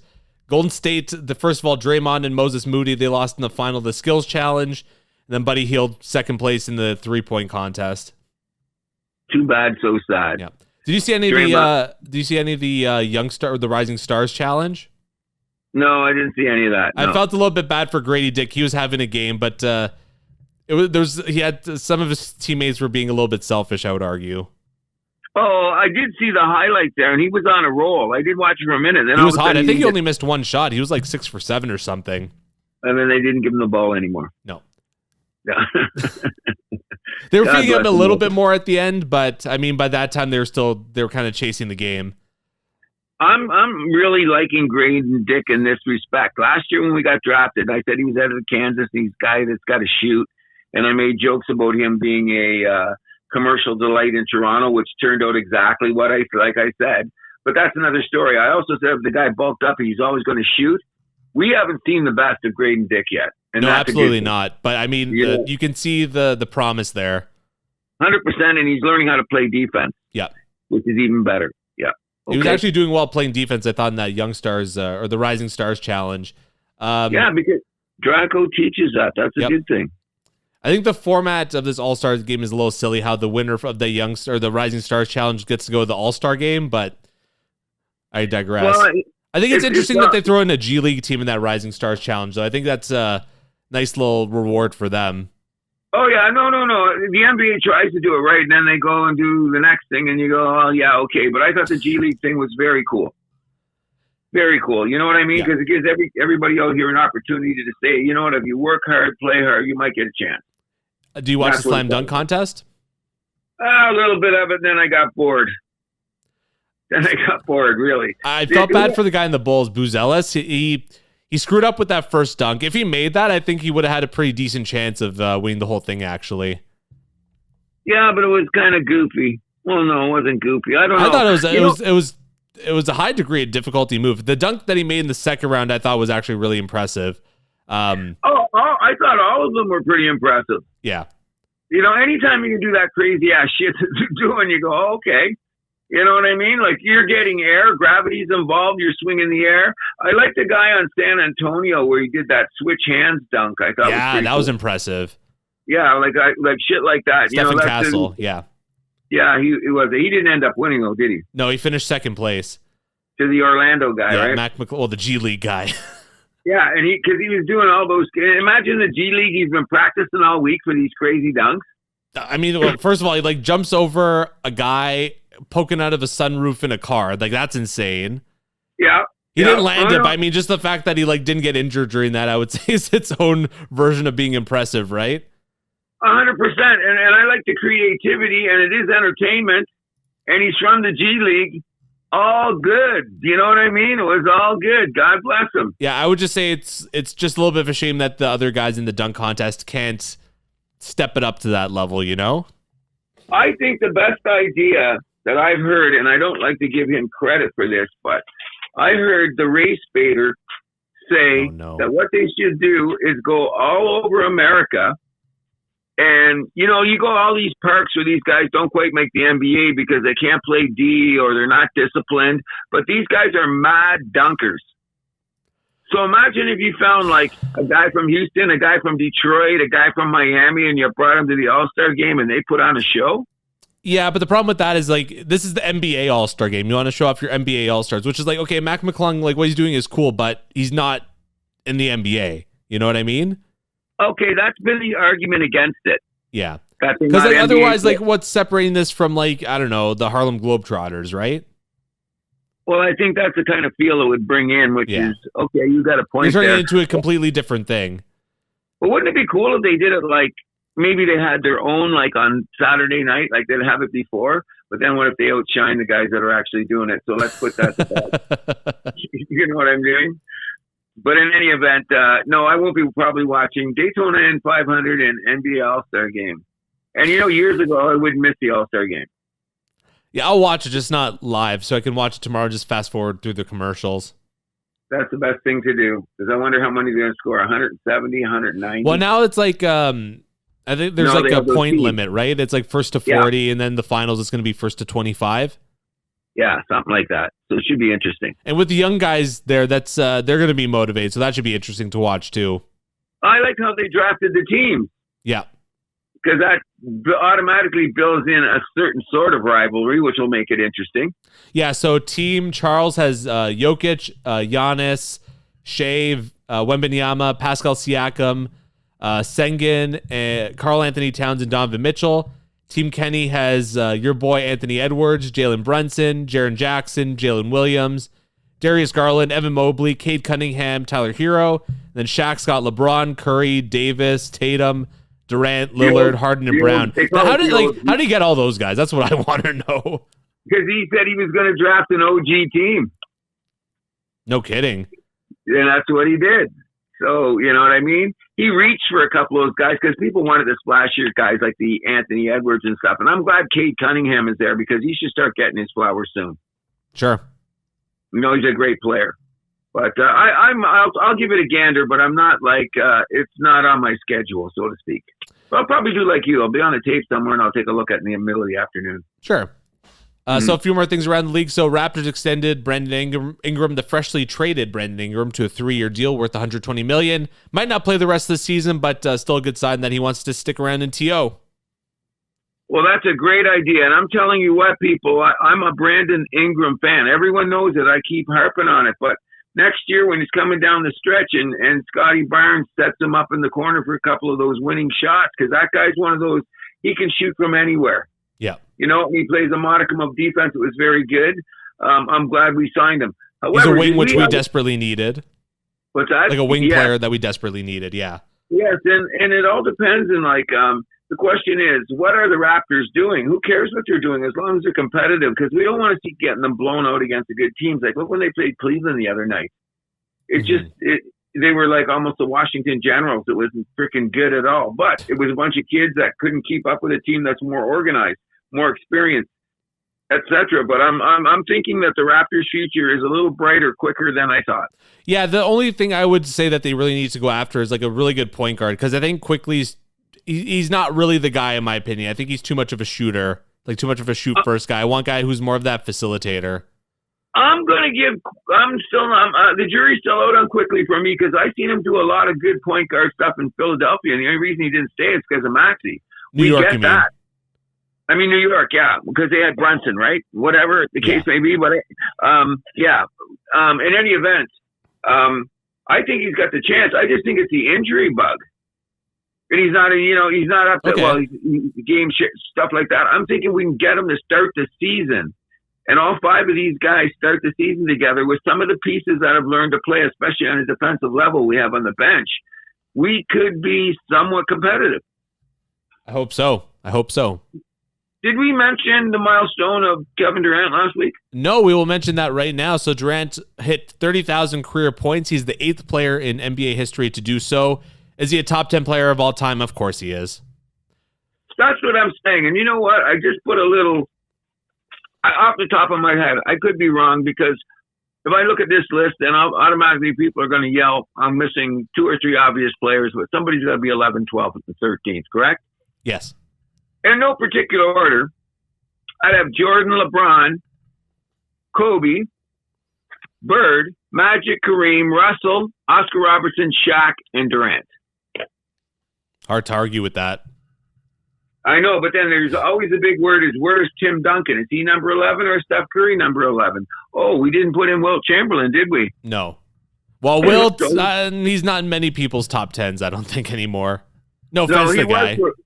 He was for the longest time, but as the game has progressed and we've seen the evolution of how things go on, yes, he's falling out of it. On the other end, Bill Russell will never leave the top 10, only due to the fact that when you win, 10 champions or whatever, you just can't touch that. So he'll forever be in that list. But the only reason I brought up Oscar Robertson is because he was the one that battled those guys. You know what I mean? You go back and look in the day and how many times it was the semifinals, and it was maybe Wilt's team beat Oscar's team, but that's only because they had the big man. Like sometimes the best player in the league was Oscar Robertson. Mm-hmm. And until he got his big man, which was Lou Alcindor, which I mentioned before, he got his championship. Kareem Abdul-Jabbar. Yep, that's it. So I always have a soft spot for Oscar, and there's a lot of people, young and old, that know the history of basketball. A lot of people put Oscar in their top 10. Fair enough. With no disrespect to Tim Duncan, no disrespect to Steph Curry, because I really started to think that Steph Curry is a top 10 guy. But the question is, in their prime, who would you rather have, Steph Curry or Shaq? Oh, definitely Shaq. That's what I'm saying. So when you look at it, sometimes people always say, well, Shaq in the top 10? He was a three-peat guy, went to Miami and got one. But at his most dominant, I've never seen a guy more dominant in the league than Shaq when he was like, I mean, it was Jordan, but like that physical dominance, and Shaq beat Jordan one year. Yeah, he did. Forget that. 95 playoffs. You got it. So even though Jordan was just coming back from baseball, wasn't it? Still, that Orlando team had Penny stayed healthy and Shaq stayed. Man, they could have done some incredible things there. They were They could have been a legacy, and the guy that they drafted to help them out, Nick Anderson, who was a good shooter at the time. He came from a good school. Was it Kansas, Connecticut, one of those? He missed those free throws and that open shot, and that guy's career was never the same. His career was never the same. And he was like the three of the three amigos. And then the next year, Penny got hurt, and the rest is history. Yep. Forgot to mention as well with the Raptors, Tristan Thompson dunking at the end of the game and then calling After Darko criticized him for that, he called Darko Buddy Boy in a tweet. Another classless move by Tristan Thompson, in my opinion. Well, that's just like the idiot that comes over the ice on an empty net goal and pulls up in front of the net and puts a slap shot in. I know it's an unwritten rule, and that's the only time that Tristan Thompson is only an opportunity to score. Yeah. But it was so Bush League. And then to call the coach Buddy Boy for criticizing you, then he said, "Oh, Toronto's my city." Thompson, you're from Brampton. Calm down. There you go. And let's take it one step further. I've heard some people that say, well, you know what, the Raptors should have just stayed in front of them and not get their asses kicked because they wouldn't have been in that position. I'm going, that's easy for you to say when you play other sports, but if it was done to you, what would you be saying then? It's just kind of you know what I mean? It's Mickey Mouse, a little bit classless. Everybody's basically standing around, and then he takes off like the Roadrunner and puts down a dunk. So I have some intel about this incident, actually. Who was he trying to impress? So I know a guy who knows a guy that was sitting courtside at that game. They were apparently bugging Tristan Thompson all game, be like, "Oh, when you going in the game?" They're kind of like teasing him. So it could have been like a thing to like show them. Well, I also heard that the crowd was baiting him a bit. Yeah, it makes sense. I heard that too, but that doesn't matter. No, that just makes you a bigger bitch. I agree. You know what I mean? Just sit in the bench and take it. When you go into a pro sports arena, you might hear things like "boo." Yeah, that's just the way it works. You know what I mean? So I have no fuck him. Basically, is what I'm saying. I can't believe I'm saying that about Canadian in the NBA, but we're saying that. But I was just gonna say it's hard to, because you know what I mean. He is a good Canadian boy and whatever, but he's not one that represents our ilk at times. You know, he did marry a Kardashian. He's never been the same. Well, he cheated on her. Whatever he did. See, that's just un-Canadian things that he was doing. There you go. In any event, before we leave basketball. Well, a few more things we got to touch on, too. Okay. But we mentioned Durant. The Phoenix locker room is apparently falling apart. Oh. I mean, there's a lot of egos in that room. I think we can agree on that. So, what would have happened to Durant's legacy if he got traded at the deadline? Because there was some pretty hot rumors, and it's come out that it was because contracts and people saying no and stuff, but he was definitely on the table. Could be an off-season move, because we've talked about this, like the new apron rules and the new salary cap rules in the NBA.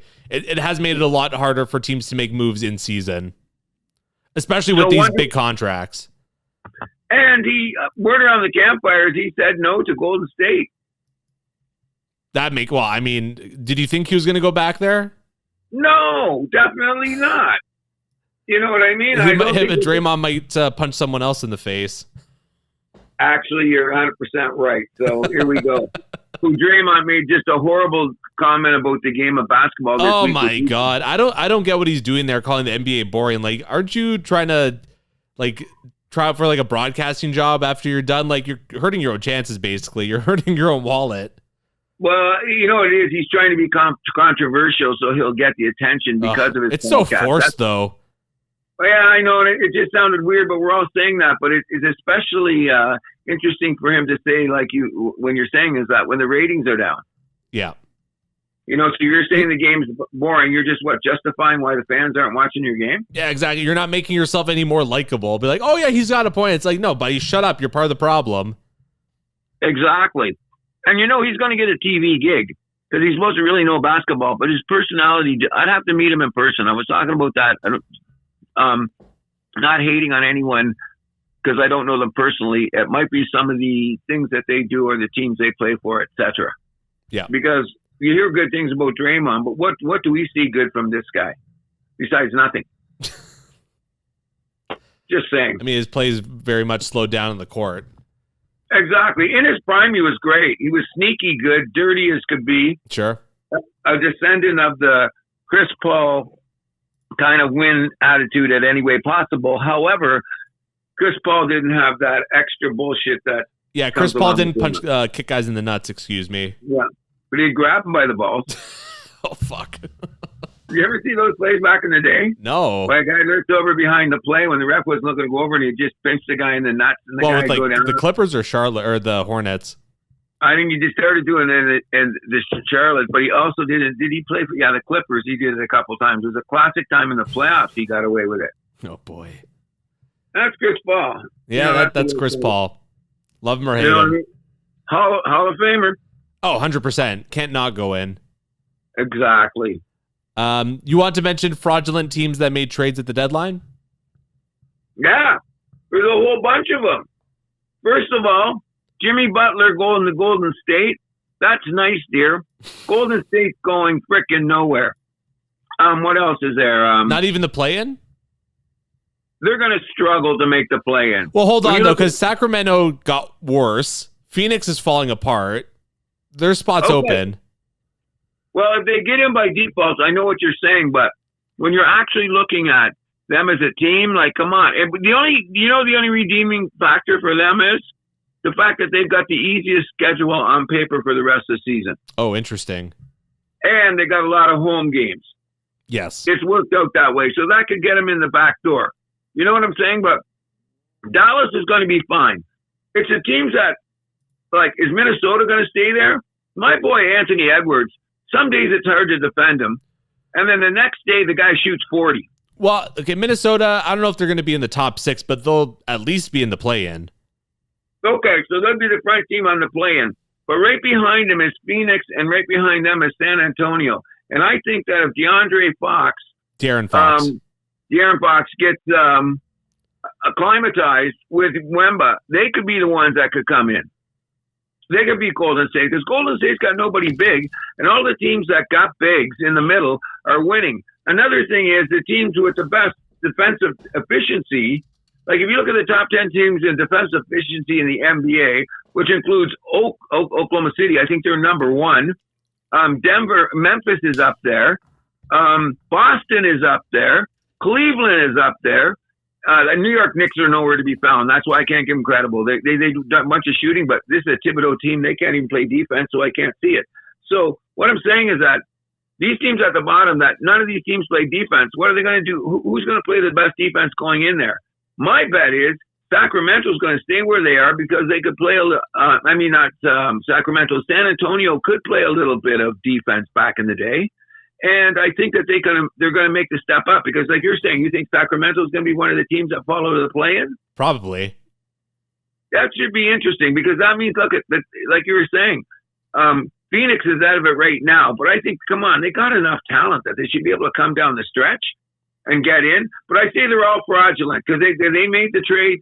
What good is it going to do? All these teams, I hope they're looking for 20, including the Luka trade to the Lakers. So it looks good now. You excite your fan base. None of those teams are going to be around.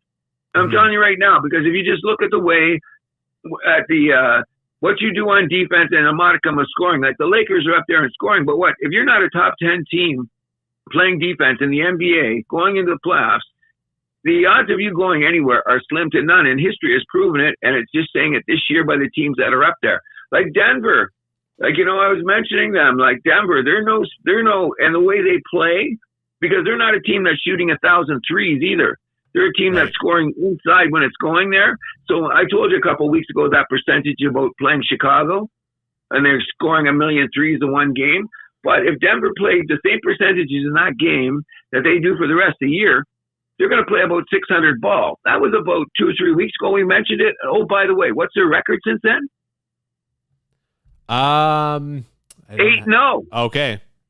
8-0 since they lost that game to Chicago. That one where Chicago beat them. How did Chicago beat Denver? Well, they shot 1,000 threes.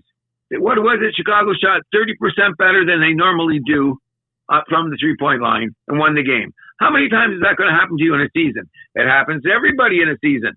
But in a 7-game playoff series, that probably won't happen. You might be able to steal one game, but if you've had 2 or 3 of those already, you probably won't have one in the playoffs. You know what I'm saying? Sure. So I'm saying that Denver, top 5 defense team, I believe, in the league, and championship pedigree, and Jamal Murray 100% healthy for the first time since when? Yeah, a while. There you go. So they're like I'm just saying, all those teams that made those trades to try to look good and do all of that, forget about it. You're not going anywhere. The only thing that I hope is that the Detroit Pistons upset somebody in the first round, because it's nice to see the evolution of where they've gotten, just considering where they were 2 years ago. Absolutely. You know what I mean? We should also give a big shout out to Shai Gilgeous-Alexander. Should be the MVP hands down. There is no doubt about it. Now, the Joker in Denver once again has some good numbers, and it's all spread out on the Celtics. And you look around the league, who else could really touch them? But it's the fact that OKC's record is just insane. He's leading this league in scoring. They got the best defensive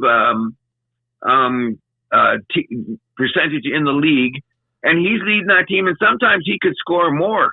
The fact is that they let the other guys coming in off the bench. And now that Chet Holmgren's back, who's going to beat him in 7 games? I don't know. Maybe Boston, but that's it. Well, that's the way it seems to be heading, but we got a lot of basketball to go, and we could talk about this all day. But of course, number one, a good Canadian boy, SGA,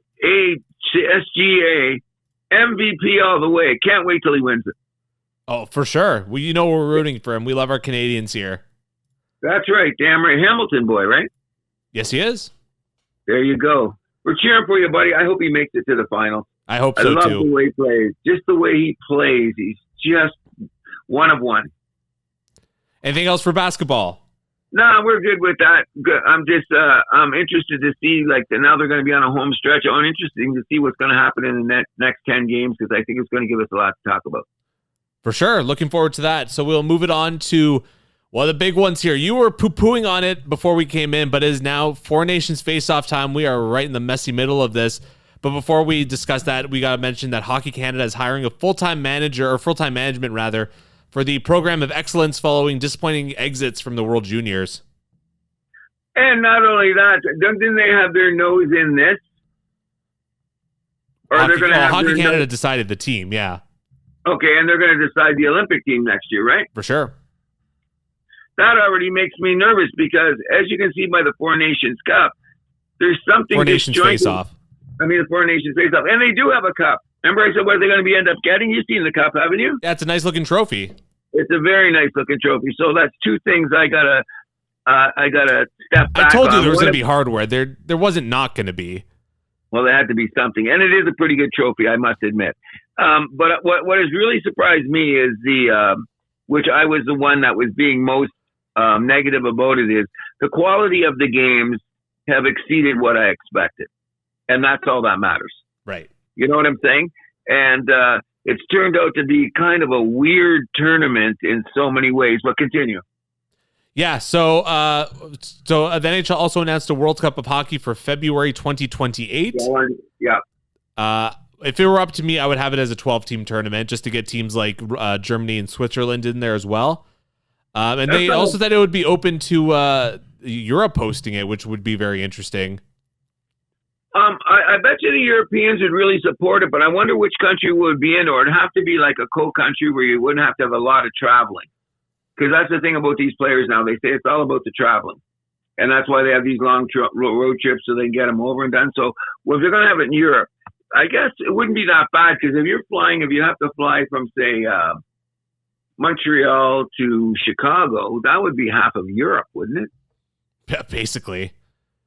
Okay, so what would they think they would do it? I think it would be a Finland-Sweden thing. Could very well be. Or even like Czechia, Slovakia could host. Yeah, but I think that they're wrong side of the fence politically. I don't mean to bring up any politics, but in my opinion, that's one of the reasons why they wouldn't get it. You know what I'm saying? I think it would be more kosher if you decided to take a Scandinavian point of view of things. Okay. I could be right, I could be wrong. But where do you think it would end up if they go to Europe? I think it's very, very, very... Whoever pays the most, or whoever has the best bid. That's all it is. Point well taken. Yes, it will come down to money. I think Sweden's economy is moving a little bit more, but they could have a cool venture there, because if games are in Finland and games are in Sweden, there's parts where they play. It's not much difference in going from Montreal to Boston. No. Or Boston to Toronto. You know what I mean? Or even if Sweden on their own want to host it, I think I could very well see that happening. Oh, and they've got enough arenas to do it. Oh, for sure. For sure. And not only that, I think it would be a mad success, because, of course, the Finns would fill it up. All the European teams would be there. And the amount of the enthusiasm you'd see and the money would pour into it, because Europe is really saying, hey, we like NHL hockey just as much as you do, but we like international teams too because we want to see our players. It's just very interesting when you look at the level of players that playing in the NHL and playing these big tournaments. Like, I was very surprised to hear there's only 51 guys from Finland in the NHL. Yes, it's not that many. Especially, I know defensemen, it was like slim pickings with in terms of who they could have taken. Yeah, but isn't that bizarre? Wouldn't you think that Sweden would have more players than that? Oh, Sweden, you're saying? I mean, Finland. Yeah. Finland's a small country. I agree, but Sweden's not that much bigger. It's considerably bigger. In what respect? 5 million in population? Let's compare the population. Yeah, I know Sweden's bigger, but I don't know if it's immensely bigger. Within 5 million, I could be right or wrong. They have What do I know 10. about? What? So they have twice the population of Finland. Oh, they do? Okay. Yeah. Then I knew it was considerable. I thought it was less. I thought it was only about 5 million. No, that's Finland's 5.5, Sweden's 10.5. So, yeah, then Sweden would be the one responsible for they could handle a tournament of this size. No doubt about it. Sure. Well, even Finland, right. too. Because only a few games. Well, if they have the World Cup, it's like then you play like it's kind of like the junior thing then, isn't it? Yeah. Not round robin. You play the games and you move on, because this round robin thing is kind of tricky too. No, well, they would have to do a round robin too for if it is a World Cup. Well, wait and see. I'm just glad that they're continuing to do it. 100% it's going to be a round robin. That's how it always is with like Canada Cup or like World Cup of Hockey, Olympics. Yeah, but this round, you know why it feels weird, this round robin? Because there's only so many teams. It's such a small grouping. I just forgot about that, because when you play in those, there'll be more games, more teams. Well, it's probably going to be groups of 4 just to keep it quick, right? Because if it's, if it's a 10-team tournament, groups of 5, that's a long opening round, right? Exactly. No, I get what you're saying, and this is what I'm saying. So this tournament's over, like, would be one of those rounds of 4. That's why I'm just putting it mentally in my mind now. What am I thinking about round robin? It's just that this is so quick, because you're thinking that those other tournaments are longer, but of course, because then they go from the round robin to the playoffs. Yeah. You know, and that's not going on here. That's what just caught me off guard for a second, which should be interesting. You know what I mean? So ready to talk about the tournament itself? This year's Four Nations face-off. So first of all, one of the players that we're worried that would pull out did. Quinn Hughes, captain of Vancouver, pulled out, was replaced by Jake Sanderson by Team USA. And he's playing well? He is. But so to open the tournament, Canada overcame Sweden 3-2 in overtime. Was quite an exciting game, even though Canada blew a 3-1 lead essentially going into the third period. But Mitch Marner scoring the winner in overtime off a beautiful pass by Sidney Crosby. Oh, it was most outstanding, and that's the only thing we've seen Marner do so far, but continue. I thought he had a great game, or not great game, but pretty good game yesterday too. But Crosby, obviously, second half, he was much better. Mm-hmm. Crosby opened up that tournament with 3 assists. I believe he was named first star of the game as well. Binnington had a couple shaky goals, but gave us the big save at the big time, especially late in the game, I thought. We'll get to Binnington. Yeah. Unfortunately, Shea Theodore out for the rest of the tournament with a wrist or forearm injury. Only played a couple shifts in that opener against Sweden. Tough to see. Hey, it was a great thing. A credit to our 5 defensemen. Exactly. You know what I mean? They had to grind it out for, 50 minutes? Essentially, yeah. Theodore only got a hair under 7 minutes of ice time. There you go. So congratulations to our defensemen for playing like man hours. I think Cale Makar played 28, didn't he? 28 or 29 minutes. 28:06. Yep, correct. Mm-hmm. Anyways, continue. And the benefit of that game too is that now the NHL is considering longer 3-on-3 overtime. Oh, that's the best thing. Yeah. That they should go to that immediately. So I don't know if it's going to be the full 10 minutes. Friedman was talking about it on his podcast, but he said 7 or 8 minutes is definitely in the cards, which I'll take that. I'll take that too. 5 minutes is too quick. Yeah. See, okay, you're poo-pooing on the Four Nations, and it's already paying dividends immediately. This is I didn't expect this. Did you know they're playing 10-minute overtime? I did. I didn't know that. See, so that's another perspective of the game that changes. I'll bring that to the NHL yesterday. The thing I didn't know was that they were doing the 3-point regulation victories, which I don't know why the NHL hasn't done that. We've talked about this a million times before on the podcast, but that's something I would also implement right away into the league as well. I don't know. I have to really dig deep on that. Now, no, because I think also too the benefit of that is like if it's late in a tie game, you're going to have teams pushing to go for that extra point. I think that would make it a lot more fun. Well, the only thing is, and this is a weird comparison, is, and maybe it's because they play less game, but I see the benefits of the 3-point win in soccer. I'm understanding why you have a 3-point win in soccer. Okay? So I'm saying we could have a 3-point thing here due to the fact that there's so many teams. And look at the clusterfuck that we have going on in the Eastern Conference as we speak. I'm saying that would be a lot more defined if we have 3-point games. Taking the words right out of my mouth. Okay, so, however, understanding the history of the game, we're going to distort the success of a team or how they'll look over time. Not that I'll be matters because by the time the numbers you're saying like point totals, like that, those records, all that, and what's a great team, and okay, how many wins? But like I don't know. I think there's just because something's been done this way in the past, like we gotta like be held to that forever in the future. I don't live by that. I know you don't because you're younger than me, and you guys have been on the internet for so long that everything should be going that fast. I get it.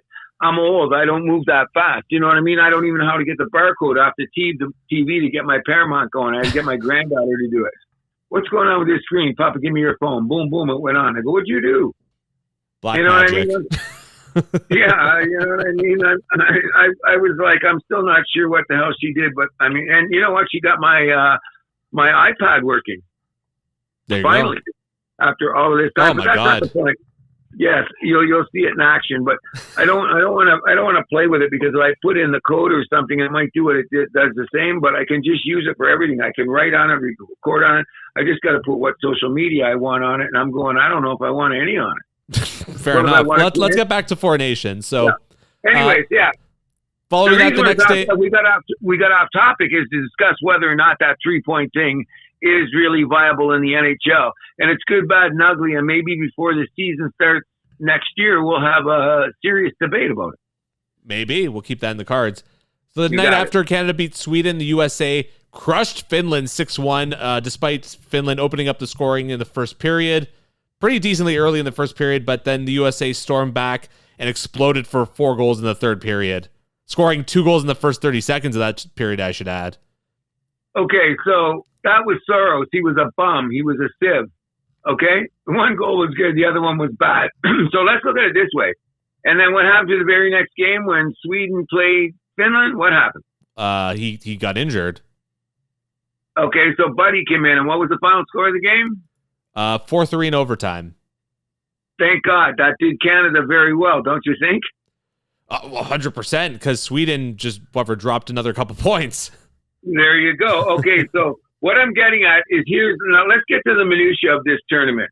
First of all, that first game was Sweden and Canada. We're just talking about the Canadian games for a moment. Sure. If you look at the first game, the energy level, like I said before, you could feel it off your TV screen that something huge was going on here. To me, out of the 4 games that we have seen so far, it was easy the fastest game. Don't you think? It was, sorry? The fastest moving game. The fastest game. Yeah, I would agree with that. You know, like the play on the ice was fast, and I'm going to give you my point for that in a second here. Now, when you look at what went on in the game and the excitement in the room and the dynamics, there was like people that were 25-year-olds and people that were older than me saying they've never had this experience of a room with this intensity in a hockey game ever. So right there, I got to shut up because that just means that this generated a lot more than I thought it was going to generate, which is great for hockey. Yeah, so you're not buying anymore that the players aren't going to show up? Oh, come on. How can I say that after the first 9 seconds of the game last night? I told you when people put on that national team jersey, They're locked in. They're not short. They're not there just because. Okay, so let's say continuation of that. This tournament is so small, it's tough to get chemistry going quickly. You know what I mean? But you gotta Even if figure you're it out. playing the other one, you get in the round robin. By the time you get to playoffs, you got a little bit more chemistry. You know what to do. Some of our guys are a little bit misplaced, but then again, last night I thought some of the guys on the American team were misplaced, but I'll explain that in a second. So first of all, that was the fastest game we've seen, and there was a little lull in it where we played prevent defense, and it burned us because Bennington he's been saved us at the right time, but Bennington's also the reason we don't have more points. I don't give a damn what anyone said last night. We should have shut the Yanks out last night. Well, that first goal was a little weak. Oh, come on. And so was the other one. What was he doing? I'm not saying that one goal was brutal. You got to admit. That went right through him. I rewound it 3 times. I said, okay. And the other right through goal, the 5-hole, that first goal, I said, when that went in, I said, he's got to have that. Oh, no doubt about it. So both of those goals he could have had. And we should also mention as well that Cale Makar did not play last night, and Thomas Harley joined the team. Okay, well, we're going to get to that in a second because here's what I'm saying as quickly as you're watching what's going on.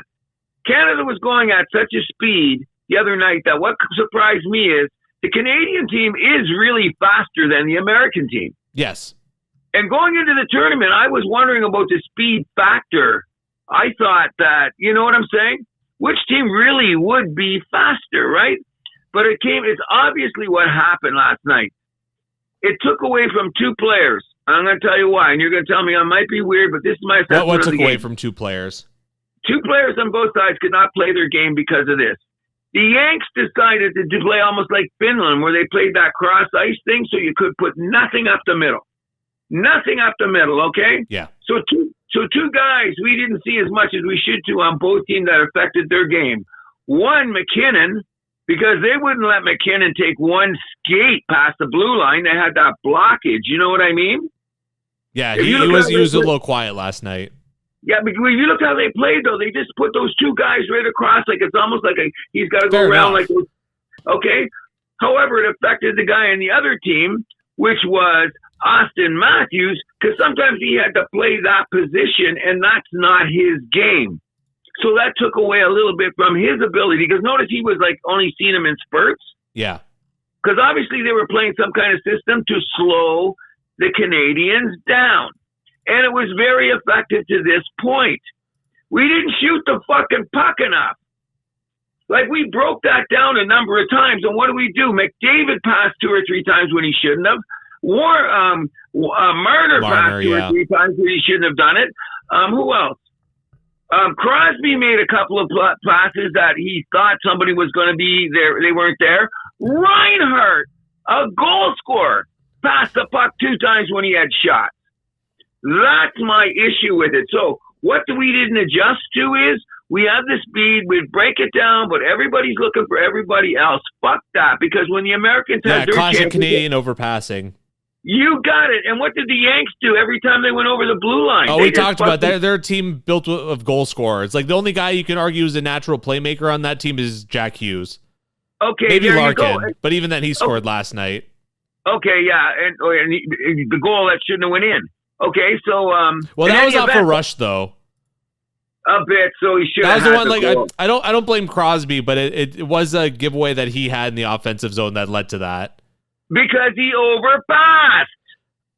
He was passing back to the side. Everyone's looking for. He should have went straight to the net. And Crosby went back to the bench and said, "I ain't doing that for the rest of the tournament, guaranteed," which is good. You know what I'm saying? Yeah. But it was little things like that why we lost last night. Now, Cale Makar in the back end would have won us the game. I'm convinced that we had Cale Makar in that game last night. There is no doubt we would have won the game. 2 factors. Number one, I'm trying to respect the Kachuk guys, but after last night, I'm thinking, do they think this was the Royal Rumble? Oh, that's what I'm saying. You're like, oh, do you still not want fighting in hockey? I'm like, okay, like that was crazy, but it was also a fucking sideshow. Let's be real. That's what I'm saying. So the hype that it drew, every highlight you're going to see for the next week, everybody's talking about it. It's going to be on American shit like no tomorrow. Oh, my God. I don't know if McAfee's back, but I'm sure they're going to have a field day with that. Oh yeah, no, he won't be back in time because I think they're after the draft or something. He's taking a big vacation. But yeah, that's what I'm saying, and I respect how McAfee and those guys talk about fighting because they don't want the stage fighting too. They like the fact that if guys fuck around, you get knocked out. That's their attitude. You know what I mean? Right. However you get there, and if two guys want to drop it, but did you notice that Kachuk called out Hagel before the fucking thing started? Well, they're like it's a Tampa, Florida thing too. So I feel like there's probably some history with that too. That it's multifaceted, multi-layered. You know. Okay, so did you see the highlight after the game when what's his name, Elliott showed in the pre-skate? Someone slowed it down, and Kachuk went right by and said something to Hagel. And then when they said to Hagel after the game, he was still pumped, or after the end of the period when they got to talking to him about it, he said, I don't back down to, he put forth a challenge. I'm not going to back down to nobody. So it was premeditated, in my opinion, when didn't you see that little clip when he went by and he said something to Hagel on the way by? No, I missed that. Oh yeah. So and then Elliot Freeman said, I saw McKinnon get nailed in the face during warm-ups. Oh yeah. That was crazy. But maybe that affected his game too. But maybe. He had a little thing. He said to Hagel, like, let's get this thing going. I'm going to fuck with you or something. Now it's national shit now. Sure. That's where it comes into play. And that changed the game. Oh, and especially with the booing of the national anthems, I'm sure that didn't de-escalate the situation. There you go. So they just keep piling it on. But then, okay, so he goes, and I'm glad, because Hagel's not no big fighter. When does he ever fight? No, but he's a gritty competitor. Very gritty. So that's what I mean. So, and that's why they have that rivalry, Tampa and Florida. We get it. Okay, so now Kachuk calls it out. He goes there, and then his brother's got to say, well, if he does it with dad coaching from the stands, okay, here we go. And then we get that fucking schmuck JT Miller. You know why I don't like the guy now? Why is that? Exactly. I've never liked the guy. Exhibit A, good hockey player. What did he do? He thinks he's got to amp it up too because he's a big bad American. I'm out of Canada now. I don't play those Vancouver people anymore. Fuck him the most. So it was all bullshit. And what it did was it drove the adrenaline up of our whole country. Everybody in America watching probably was losing their fucking shit. And this is the greatest game of all time.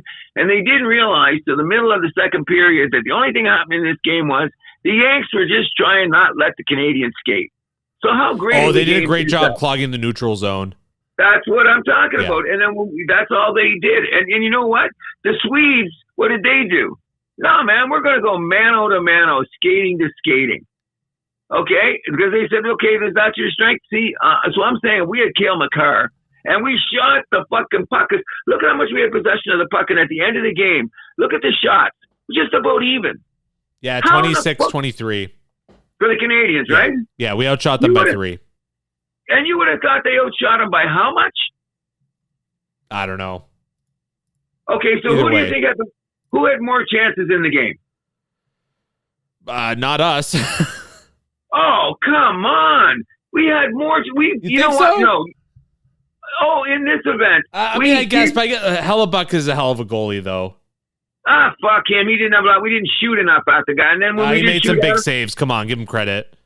He made 2 or 3 big saves. But in the end, Binnington made a couple big saves, too, after his blood. Sure. So I'll get that to even. No, my point is this, and this is what I'm going to bitch about it. I've been saying about when they play in the league in the whole 9 yards.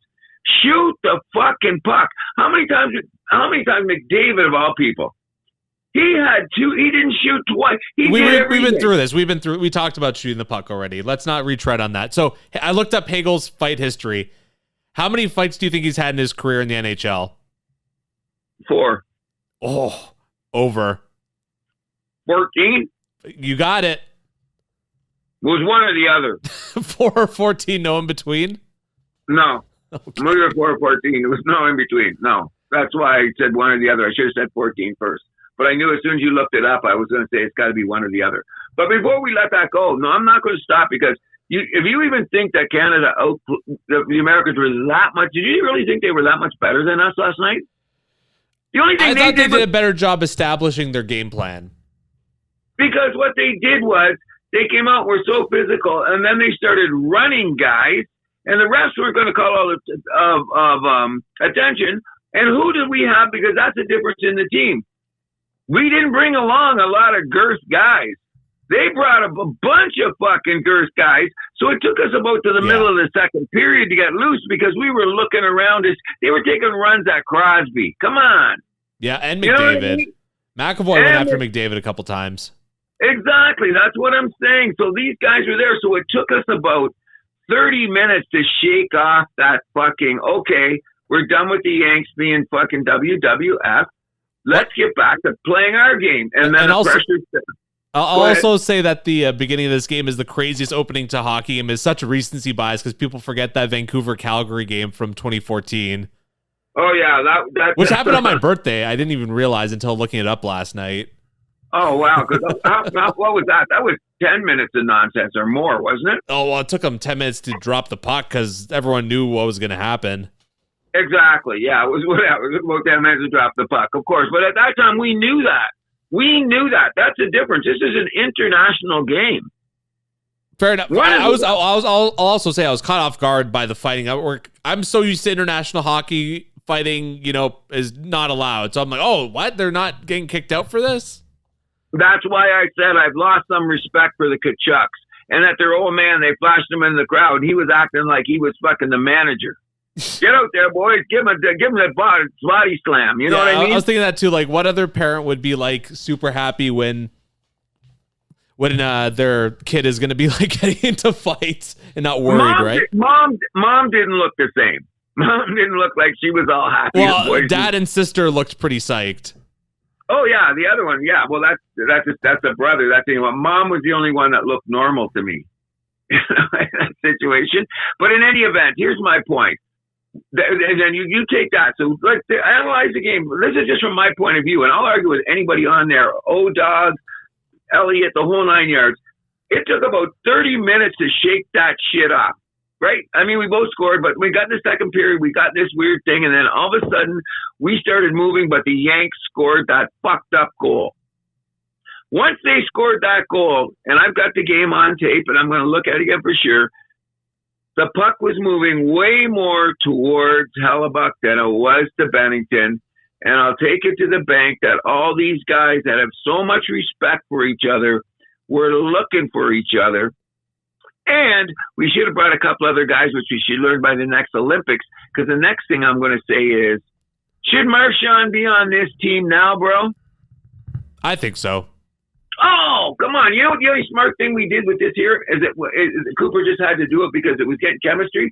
When we put out that Tampa Bay line, they were our best line last night. I think we relied on them too much, actually. Really? Yeah. Why? Because they were out there checking too much? They're out there, yeah. Like, we need to get our big boys out there scoring. Come on. Okay, so I mean, they had as much chances as anybody else on the team. I don't know if I buy that. Oh, I'm going to look at the game again because then we'll move on to the next argument or however we want to debate this thing is. I'm going to say it again. I've seen about 8 times where there's so much respect amongst these guys. I'll get him the puck. And then a guy like Marner, who's small in a game like that, he's got his head up. So he's a little off his game now. You know what I mean? It took a long time. Like by the third period, Marner looked good. I also thought that. I thought so too. He was getting some pretty good chances. But I thought they should have played that Bennett, Marchand, and Seth Jarvis line a little bit more. I think that they should take Marchand off that line and put somebody else on it. To tell you the truth, because I like that line, and I think Sam Bennett should stay in the lineup. Stay out of the lineup? Yeah, no, he didn't play game 1. Yeah, I know, but you're saying he should stay out of the lineup. No, I think that he's definitely going to stay in because. Oh, okay. So you're leaving Konechny as a scratch then? Well, in this situation, yes, due to this fact, we got to know that the Americans are trying to use girth, and Sam Bennett's one of the best two-way. He don't give a fuck how you play. He's going to be playing, especially at these high stakes. He showed it last night. You know what I mean? He was one of the guys that shot the puck. Oh, agreed. He didn't get very much ice time, but... What's that? He didn't get very much ice time, but yeah, 3 shots on goal and 7:41 of ice time. I thought he should have got more. That's why I'm saying that whole line. I don't know why they should have taken some of that Tampa Bay ice time and given it to them. Well, I thought that playing around with Crosby and McDavid on one line was kind of weird. But if they're going to play the next game like that, then they should leave McKinnon with Marner because they look like they can play together. Well, I think for sure they're going to reshuffle the lines going into next game. Oh, 100%. But I think now that they're looking around, they're going to do it because Reinhardt's a goal scorer. Okay, let's go on to next. How come he's not shooting the puck? I don't understand that. That's what I'm saying. That's what I see the game. And these are the simple little things that if they were just like, we just tweak a bit and didn't have this man at the beginning, because in the long run, this was a brilliant strategy by the Yanks because they completely got us out of a funk for half the game. Sure. In my opinion. You know what I'm saying? That's how I looked at it. And then by the end of the game, we were on there. And you have to admit, the last 10 minutes of the game was all ours. You know what I mean? But it was too little too late. Exactly, because what had happened is it's like a story. Story started here. This is the next chapter we get here. How's the ending going to be? And we just didn't have the right ending. But in my opinion, if we had shot the puck and we had Kyle McCarr, we win. We win. And I expect us to win the tournament now because those guys are going to go back in and look at the film. I expect us to come out, but it's going to be tough for the Finns because the Finns play the same fucking way. But we should learn from it. You know that this thing, you know what it is? They block it off. They just don't have the scoring the Americans do, so we should be okay. But Buddy's playing good goal for them. He saved the game for him against Sweden yesterday. Sure. Did you see the game? Yeah, I did. I watched it after I came home from Humber while we were watching dinner. Or while we were eating dinner. Yeah, and like it was like I thought the Swedes blew that game too. Yeah. Yeah, they blew that game there too. But the Finns play that style. Like, you know, they're out there to say, we're just going to clog up the neutral zone and hope for the best. For sure. Classic Finnish hockey. You know what I mean? So we're going to have to know tomorrow that the bus room and knock a few guys on their asses. Who do we have to knock guys on their asses? And I'll tell you one thing about last night's game.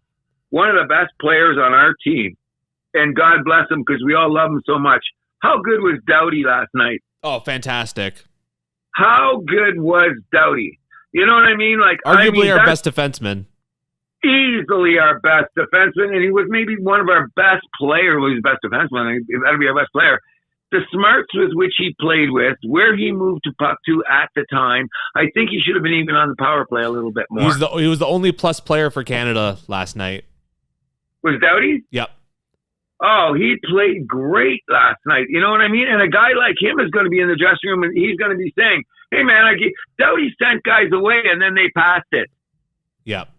Doughty's going to say to them in the dressing room, yo, Reinhart, why did you pass it there? Take a shot. You had two guys come in. Maybe there's going to be a rebound. Hellebuyck gives up a rebound now and again. You know what I mean? Yep. And the best chances that the Yanks got, and especially one of the goals, is they just fired the puck, got a rebound, red light went on. There you go. That's how I look at it anyway. So I'm still saying that I really believe that Canada is going to win this tourney now because they learned a lesson last night. I hope so. I'm hoping it's 2010 Vancouver 2.0. Yeah, and you know what I'm saying? And Pick, if you're listening, I know you. That was complete reverse jinx bullshit last night. Oh, okay. You were saying him reverse jinx. I was confused about that in the group. Yeah, no, he would say that because really what he's thinking in his mind that Canada is going to win 5-2. I know these guys. I know them way too long. That was classic Aaron Mills, I'll call it, because I see all those kids doing it, saying shit, and I go, it's reverse jinx, you guys. I thought that expired with us old guys, but that's another story. You know what I mean? So who do you think gets the start in net for Canada against Finland? Do you think they stick with Binnington, or do you think they go with Hill? Oh, it's too late now. To me personally, it's too late now. Like, Binnington hasn't played bad, but he hasn't played great. Like, come on. I think you got to give Hill a shot, though. I don't know, because you know what? Binnington is one of the reasons why we don't have more points. Come on, that's obvious. Just think about how well we played last night. They shouldn't have scored either one of those goals. It should have been a 1-0 game. Especially that the second one, that's a 2-on-1 rush, so I'll give him a bit of a break there. That first one, though, come on. No kidding. So there you go. And a couple of goals against the Swedes were very questionable. So maybe you're right. I don't know. But in such a short series here, now those guys are used to him, how he's handling the puck behind the net. Little things. You know what I mean? I guess. I don't know. I don't know. But there's going to be a lot of changes anyways, so... So what changes do you think are going to come about? Well, the lines are all going to be shuffled. Okay, give me some of the line combinations you'd like to see. If it were up to me, I'd have McDavid, McKinnon, and Crosby centering different lines. Okay. So you can roll out like your top 3 lines, like boom, boom, boom, and just like, you know what I mean?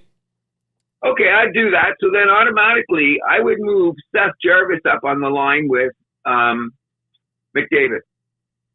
Okay, I can see that. I'm gonna put that, and that means though if you put him up there, then Reinhardt can still play the other wing, right? Yeah, and I'd put Braden Point with maybe I'd put him with McDavid as well. No, I don't know about that. I just leave those lines aligned and then just send Braden Point out for the extra shift. You want to drop a guy if Seth Jarvis isn't using, because I really think maybe we won't need it that much against the Finns, but that line was one of the lines that kept calming them down, because Braden Point's not afraid to get into a little skirmish. Cicerelli is. Well, that's what I'm saying. You want to like divide it up a little bit there, but you still want to have a checking fourth line. So I think you want to kind of balance out those two things. But don't you want to have those 3 Tampa guys playing together? All 3 of them? Like Hagel and Cirelli, maybe leave them on the fourth line together, but No, I know what you're saying, because Braden Point would have probably one that cashed in on a few chances. I agree. Yeah. Together. So that's the dilemma. What do you do? But that was the line I think that calmed us down for it. When all that mayhem was going around, when Crosby was getting run and Marner was ducking, those guys were jumping out of the boards, including your boy Hagel, and they were banging back, and Braden Point was going right to crash in the net, and Cicerelli was being a fucking pit bull.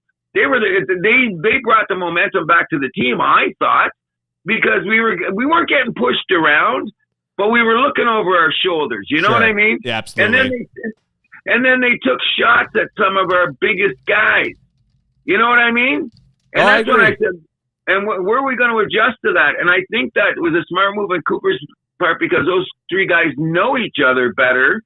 So they got out there and they were a calming force, and they were a line that was definitely going to hit. Like McKinnon's going to hit people, but he's not. McDavid's going to hit people, but he's not. Crosby's going to hit people, but he's not. You know what I'm getting at?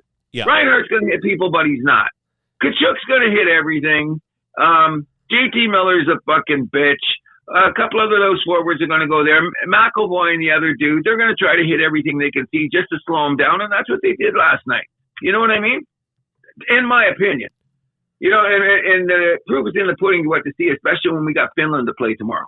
You know what I mean? We got to blow them out of the water, and I don't think that's possible with the way the Finns play. I don't agree that we need to blow them out of the water. As long as we have a good win, I think that's all that counts. Why? Well, what if the Americans just tank? It doesn't matter. If Canada gets the 3 points, they're in.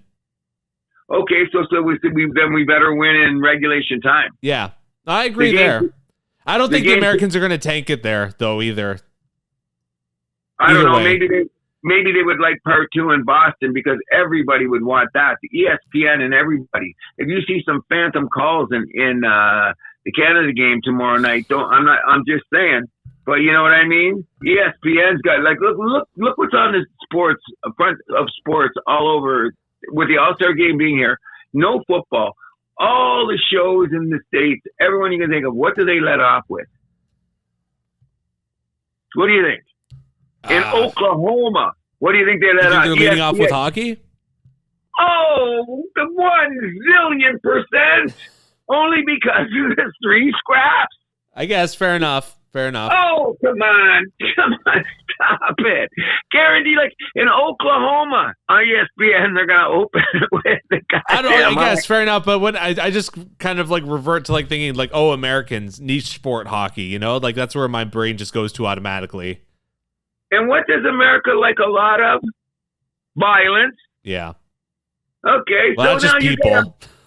You got a bag load of violence that you can distribute to them because it was produced in a semi-organic way.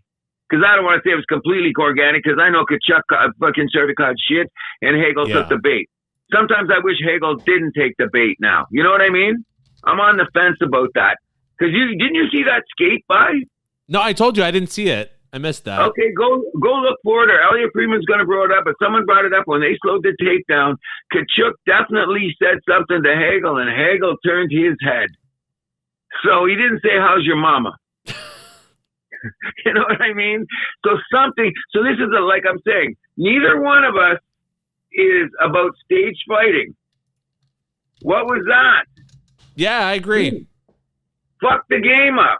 But everyone's going to say, greatest opening ever. It was fucking amazing, man. Did you see that? There was 3 fights tonight. I didn't even sip of my beer, man. It was crazy. And by the third fight, I'm sitting on the couch and I'm going, fuck, man. That's when I was like, what the frick is going on here? Oh, yeah. Even though when I seen the other Kachuk, I said, okay, you're going to be a fucking gorilla too. Get him out of here. And then when she was JT Miller of all the guys coming, I said, this schmuck. No, you're kidding me. And I put back on my couch and I was just shaking my head. I'm going, really? Is this what we're gotten? The Four Nations Cup where I thought no one's going to give a flying fuck. And now I've got the Royal Rumble. I'm just going, really? So for me personally, it fucked the game up for me. It didn't do anything to me. Okay, there was a little bit of, whoa, especially the drop of as soon as they dropped the gloves. This is international hockey. Didn't get your attention. You've never watched a hockey game. You know what I mean? It got your attention, didn't it? Of course, because I wasn't expecting that. Who was expecting that? But now you see how little premeditated it is. It took away from the game for me. Because by the time we got to about the 8th minute, and we missed a few chances, and they weren't shooting the puck. You know me, I was just freaking throwing things around the room going, come on, really?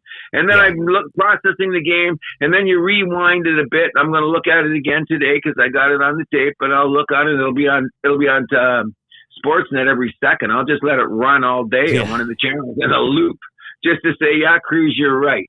Because I'm going to say that I am right in this one. Like, I don't know me. I'm not a hockey guy. Never played the game. But you think about what I'm saying, and you go back and look at the tape, and I'm telling you, I'm watching hockey now, seriously, for over 50 years? That's my take. So what do you think we're going to do? Are you just thinking that we're going to do, or are you going to be as confident as I am, as they're going to go back into the lab, tighten it up, and say, not doing this? And then I hope that the Hockey Canada fucks realize this, is that sometimes you got to have some big wingers that bang. Don't you think Sheffield would look better on this team now? I don't know. Okay, there's a couple the one that pisses me off more is Logan Thompson in net. Oh, that's number one. That's the because that's Canada's weakness. Like I've said this before. Like some guys who are going to be on your third or fourth lines. There's going to be debates about that no matter what. And fair enough. Like that's just the way it is with Canada. But goaltending, that's a big weakness with us right now. And we arguably didn't take our best guy. Simple as that. Oh, we didn't take our best guy. Arguably, we didn't take our best guy. Why? Because Hockey Canada's got to pick the team. I don't want to bring it up again. I'm beating a dead horse. Yeah. You know what I mean? we made our picks for tomorrow's game: Canada, Finland, Sweden, USA. Last show. Do you want to stick with your picks? You said it would be Canada and Sweden for tomorrow's games. Yeah. Yeah. You're sticking with them. Yeah. I'm gonna stick with mine. I think Canada, USA wins. No, I think Sweden's gonna win. I think Sweden's no. You know what? It's not gonna matter. Because if Canada plays the early game and wins 5-1, the American game means nothing. Right? I guess. Yeah. See, that's a part of the tournament. Now, that's going to be a fucking bang in the wall. But that's just the way the round robin goes, and that's only fair. I could see the Americans just winning it anyways, just because they want to have a perfect record. That too, but I mean, it'll be decided. But I'll be done. So I don't know. We're going to make a pick. Could I make my pick after the Canada game? No, you got to make it now. I'm going to say it's going to be Canada and Sweden because I think what's going to happen is the Yanks will take the foot off the gas because they'll be psyched up because the finals is when? Wednesday? Wednesday night, 8:00. Okay. That's I'm thinking. I think Canada's going to be there. There's no doubt we're going to be there, and it's going to be a different result. First of all, Cale Makar's got the flu, right? They're not saying what, but I don't think they're saying what. But okay, but I think he'll play. And by the way, what's the kid that replaced him? Thomas Harley. Yeah, Harley. Why didn't we take him in the first place? Well, you can only take 7 guys. I mean, hey, like, I'm not upset that he's on the team. I mean, just another good defenseman from Dallas, right? Listen, I think Hurley's going to make the Olympic team now because he plays. I forgot about him. He plays great on Dallas. It's gonna be tough though because he's got some guys to pass. Because I know you might be saying that I don't know about Travis Sanheim, but his underlying numbers are very good. Oh no, definitely. Well, maybe both of them. You never know by this time next year. But the thing I liked about him last night is he fit right in, and he wasn't afraid to bang. Like when he was out there, because he didn't play a lot of minutes either. And he played 16 minutes. Yeah, he was like third pair. Yeah. So, but in any event, when he was out there, when we're trying to calm it down, he was he banged a few guys. He was hitting a few guys, which would settle it down for the Americans. Because the Americans just, after that, the first 10 minutes of the game, and it was great strategy to take us out of the game, I swear, is because Austin Matthews had already said, hey, man, I've been to Montreal Forum before. And I've been there for big games. And the thing you got to do is you got to weather the Forum, you mean Bell Center. I mean, the Bell Center. And he goes, you got to weather that storm. What storm did the Yanks have to weather when they totally fucked up the whole chi of the game? Right. You know what I mean? Think about it. Put all the factors together. And that's what I'm saying. This will not happen to Canada again. I bet you there's some guys seething. I'm expecting when Canada plays America, when we kick their ass next week, that somebody on this team, you heard it here first, I don't know who it's going to be, might be McDavid, might be McKinnon, might be a Seth Jarvis, but someone's going to lay out a yank. You watch. I hope so. Like they're going to get that chance, and they're going to be fucking. And I hope it's JT Miller in the middle of the ice with his head down. That's what I hope, because you know what? One of the Kachucks. One of the Kachucks probably not going to play next game because he played so reckless. He barely played the last 10 minutes because he had a. What do you mean he's not going to play against Canada? Well, he's gonna tough it out. He's a fucking Kachuk. Yeah. But did you notice the last 10 minutes of the game he didn't play very much? Yeah, I did notice that. Yeah, live by the sword, die by the sword, motherfucker. You know what I mean? Well, I have no love for the Kachucks. So, but we've been on this topic for 45 minutes. We're almost 2.5 hours into the show. Anything else for hockey? No. Let's get out of here because we're both just freaking hyped because we should have won and we didn't. Absolutely. Now preserve this tape because when I present it to the people that say, Cruz told you this is what was wrong with the team, we just fixed it 2 games later. We'll Shoot see. the puck!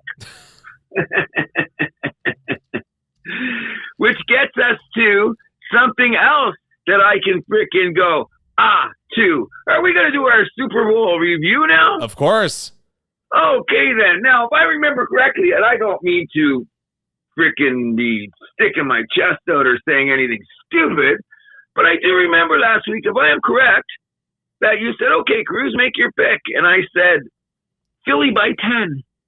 And what did you say? Huh? What? And I doubled down, did I not? Then I said 10 or more would be over by the fourth quarter. Okay, we both had our moments last week. I was right about Four Nations. You were right about the Super Bowl. Yeah, but Four Nations is in the Super Bowl. So you're right. And that was on a different level because I was being a bit of a devil's advocate. But was not a great call on my part? It was a great call. And not only that, did you remember the names I called out? Jalen Carter. What's the guy's name? Nolan Smith. Quentin Mitchell. I forgot about Sweat. But remember on the show, I called out, these will be the reason why Philadelphia is going to dominate this game. I love the call. I thought it was great. You know what I mean? I had a couple of people go check on the show to see if I said it. I said, I told you, by 10. And first of all, what did you think of the game? Was it the most exciting Super Bowl I've seen? Arguable. I mean, in the last, I think I looked up the last 25 years, it's only been the third blowout, which you kind of talked about. I mean, you kind of jinxed it before the show because you're like, oh, you're lucky. I haven't seen too many blowouts in the Super Bowl. And like, lo and behold, we got a pretty one-sided game. And then I called Philadelphia to dominate. You called them the what? And I called Philadelphia to win dominating. Oh, dominating. Yes. Yeah, and it just all fell into place. You see, the thing about me is this, is that, as I kept saying, and I said in the other show, and remember this too. Remember way back when Detroit was 12 or 13-1? Who was the team who's just going to go? Oh, you were talking about Philly. Because I kept looking at that defense going, if they get their shit together, this defense is fucking ridiculous. And since I've been a little boy, and it just seems to go that way, if you got a mad dog defense going into the Super Bowl, game over. And they peaked at the right time. Like, let's go back in history. Look at even New England when they stole those Super Bowls that they said from like the Rams and shit. What was they had a great defense. That's what got them into those games. Ray Lewis won 2 Super Bowls. Why did they win 2 Super Bowls? The defenses. Legion of Boom won more than Russell Wilson did it for them, right? Mm-hmm. When you think about it. And what was the one recently that we had? We had a team that won on defense. I forget. Anyway, to get back to it, my take on it is my whole belief, and I know Jalen, and I'm so happy for Jalen Hurts. Aren't you? Yeah, I'm happy for him too. Because you know what? They changed it away and they questioned the guy. He's always been a good quarterback wherever he's gone. He's been solid. He was solid last year. People forget they were 12-1 or 11-1. Before they blew it, yeah. Yeah, so what they did is they freaking tightened up the screws. Guys got together, and these are all big-name players. Like, look how many guys on defense from Georgia on the team. Mm-hmm. You know, you add that up, and it just said to me, and what did I bring up, though? I said that Kansas City was playing with a makeshift O-line. Oh, well, left tackle especially was a disaster. Every single snap, they were just getting destroyed, and they didn't even have to blitz once, Philly. No, that's what's even more insane. That was a 4-man rush. But you remember earlier in the year... Jalen Carter was just all over, what's his name? That Tunney guy, and he's not really a Joe Thunney or whatever. He's really a guard, right? He's really a guard. And, and it got discombobulated. They put the other guy in, so when they tried to double down on Carter, sweat came through and just got ridiculous. And then the other guy with the funny end on the other name with the funny end. So every time they tried to double team, they were so dominant. Someone was just coming through. And 7-man in coverage, and you're knocking them on their ass every play. Mm-hmm. And if you look at earlier in the season, remember when Kansas City was just barely winning? Sure. Why? Because they couldn't generate offense because they were getting punctuated on the left side of the O-line. So it just caught up with them, that's all. I didn't think they would get destroyed like this, though. I thought that Philadelphia would win. But you're going to tell me it was going to be 24-0 at the half or 34-0 at one point in the game? I would have said, no, hold on, tighten up your knickers there, please. But 34-0. Well, you know, what does that say about Kansas City? Sorry, what says what about Kansas City? What does it say about Kansas City? It emphasizes just how important your O-line is. Oh, that's always the case, maybe, but on any given Sunday, bad things could happen. It wasn't your day. Sure. I'm saying that when the season starts next year, regardless if Kelsey's retired or not, which we'll talk about a few things, perspective on the game afterwards, is the fact that I think Kansas City will be in contention again next year. Of course they will be. You know they're going to fix that left tackle. They have to. Of course they're going to be. So I'm just saying it could be a stub in the toe. I don't think that it's in 5 years from now when Mahomes has won another 2 Super Bowls, this will be just like Brady's Philadelphia game. You know what I mean? But even though the difference is now they get to talk about it, is the fact that, interesting stat, Brady lost 2 Super Bowls, right? Or 3 Super Bowls. Yeah, he did. Right? By a combined 20 points. Mahomes has lost 2 Super Bowls by a combined 40 points. And if truth be told... Well, Mahomes isn't out there playing defense, A.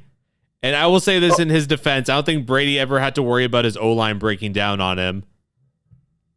Oh, against the first time in the 18-0 season, Strahan and the boys came flying at him pretty damn good. But my point is that Brady still found a way that if it wasn't for a miraculous play by Eli Manning and David Tyree, you know what I mean? Brady was in the game. Mahomes was completely out of this game in the first quarter. Fine. But I don't think that should affect his legacy anyway. I don't think so either. Which is my argument. Yeah, that's what I was going to get at. I'm just saying, with all these flaws and all these things that you could say happened, I'm saying I'm not using any of that against his legacy. No, I think that's completely unfair. Yeah, because it was just one game at one time. And there is a differential between him and Brady, which I'm just saying that Brady just maybe manipulated the game a little better. And like you said, maybe his O-line was a little better, but the score a lot better, not just a little better. But I mean, it starts putting into perspective what people did, and I was glad it came up on a couple shows here. The old times guy that brought it up, and they go, so the game has changed. It's still a big game. What does your quarterback do? Then suddenly you got to look back at a guy like Joe Montana, who's now you know what I mean? People forget about guys like Joe Montana. Yeah. And you think, well, there's also some debate about him too. Like everyone's like, I'd do good as a quarterback too if I was throwing to Jerry Rice and those receivers, you know? I don't completely agree with that, but... No, I seen Montana play until Brady came along. I thought he was the greatest thing, and that was over Marino, that's over Peyton, that's over Breeze. Like, I've been watching football since I was a kid, right? Up until then, up until Brady came on the scene. Okay, Marino might have had a quicker release, but Montana had Montana.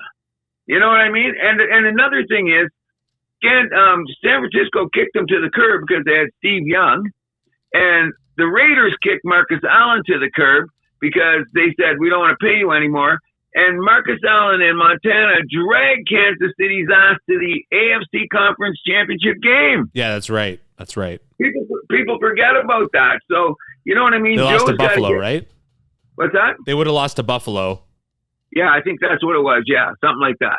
Exactly. But, yeah, was it Buffalo? Yeah, because it would have been early 90s, probably so Buffalo. No, it was the year before that.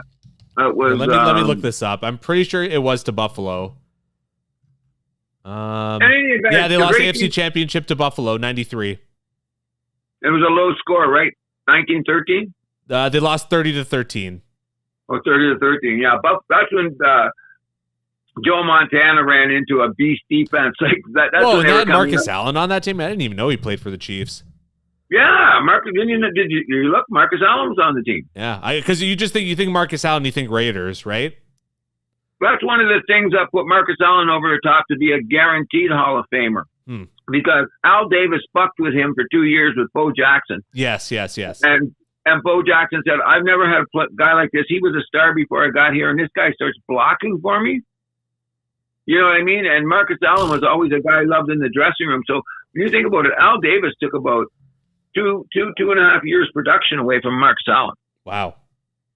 Oh, yeah. When you go back that time, like he took him and then kicked him to the curb. And him and Montana ended up in Kansas City, and they got to the AFC Championship game. But that Buffalo defense was too good. That's when all those guys were young, like Bruce Smith and all those guys. Darryl, what's his name? Talley. Who was the guy in the middle? The linebacker. He was my favorite. He won't make the Hall of Fame, but he had 2 or 3 Hall of Fame seasons in there. Anyways, we'll get back to Mahomes. Yes. I don't think it'll affect his legacy, but I think it's interesting how, because of one game like this and how you talk about the bigness in championship games, that Joe Montana's name got thrown back into the hat. And that's very cool, in my opinion. Sure. You know what I mean? Respect the history. We're always about that here at the house. That happens. 100%. You know, if it's valid history. You know, what's invalid history? Well, backed up with some decent statistics, but you still have to say, in any event, that the numbers weren't as gaudy back then. The only one was Dan Marino, and Dan Marino was on McAfee just before the Super Bowl, eh? Arguably the greatest quarterback of all time, if you ask some people. Oh, well, you know what? You just didn't have the team. Well, his team's never had the defense. I was never a Marino guy, okay, ever. Because to me, he was a cocky whatever, and he played for Pittsburgh, and he thought he was God coming out of college. University of Pittsburgh, yeah. Yeah, and then he didn't get it. Then when I kind of felt sorry for him, because one of the reasons he didn't look at the quarterbacks that got drafted ahead of him. Yeah, he was in that Elway draft, the loaded one. Jim Kelly was in there as well. Yeah, because they said he was out late night partying, smoking weed. Oh my God, weed! He was smoking there. He's a weed smoker guy. Can't draft him, man. He smokes weed. Okay, that was one of the rumors, which is when I was younger. Meanwhile, I'm totally chronic by then going, so what? Then it was his demeanor. But can you say to Marino? Come on. But Marino put it to rest on McAfee's show. He goes, yeah, I got there my second year. He said, you know what? I thought this would be a regular shot at it. He goes, I didn't get another chance. And they go, well, you went to conference. He goes, no, man. And he goes, because they were asking him about Mahomes and Brady and all that, right? And he's going, no. He goes, when you're on the mantle, you have to have the rings. And that's what he said. I can never. But then they were showing some of his highlights. No, Marino was unfucking believable. You know, I hated Miami too, so that was another reason I couldn't Sure. get along with the guy. But in any event, that's what I'm saying. Some of these games, when they come up over the years, at the end of the year, we can always get a little bit of look of history because look who we got to talk about. Got to talk about Marino, got to talk about Montana. All because Mahomes got his ass kicked. Yep. You know what I mean? That's insane. So it was a tough game by the fourth quarter. You know what I mean? Mm-hmm. Now, well, it took a little long to get there. Exactly. Now, I'm going to throw out a couple things to you and tell me what you think. Does it matter if Kelsey retires or not? Does it matter in what way? Well, first of all, they say you never want to end your career like that, okay? But at the same time, Kelsey even said on this podcast, you can see the writing on the wall. This is 12 years. He's a tight end. He's in the middle of that shit a lot, you know what I mean? And the wind and grind of doing it. And saying, like, you know, when you can't do what you used to do, it starts playing on your mind. So he knows he's on, like, the 18th fairway, so to speak. You know what I mean? So my opinion is, people saying, oh, should he retire or shouldn't retire? I'm saying, I hope he does whatever makes him the happiest man on the planet. You know what I mean? Oh, exactly. It doesn't matter to me, you know, either way. No, that's what I'm saying. They never go, oh, he's got to come back and play. He's got to do this or that. He's given enough to his organization, his sport, that he's going to be a first ballot Hall of Fame. Oh, 100%. No argument. There you go. So I'm saying a great career. I'm wondering what other – okay, you're already saying that they need some more O-line pieces. Well, especially that on that left side. Like, first-round pick or free agency, you know they got to be thinking that. Oh, yeah, they're going to get something right away. There's going to be no doubt about that. The part of it that's going to be interesting is, like, they got Worthy as wide receiver. D-Hop didn't do a lot in this. I thought he would have done more for them than he did. Are they just going to release him, or is he going to get a chance to come back in camp and do it again? Because what do they have for weapons, really? Yeah, I'm not sure about that. I mean, you're going to think that Xavier Worthy's role in this team is going to grow, but beyond that, nothing is really set in stone, I don't think.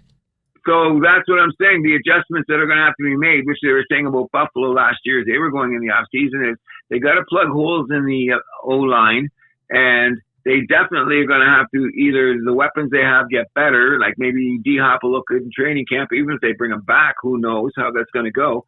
But he's going to need a little bit more. Now, the other tight end that plays for, what's his name? Because he got more looks than Kelsey, because when they seen him double down, the way they went. So as long as you've got Mahomes back there, he's like Josh Allen.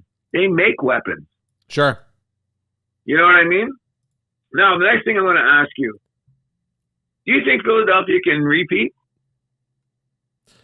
Repeating's so tough. I wouldn't be surprised if they're back in 2 years.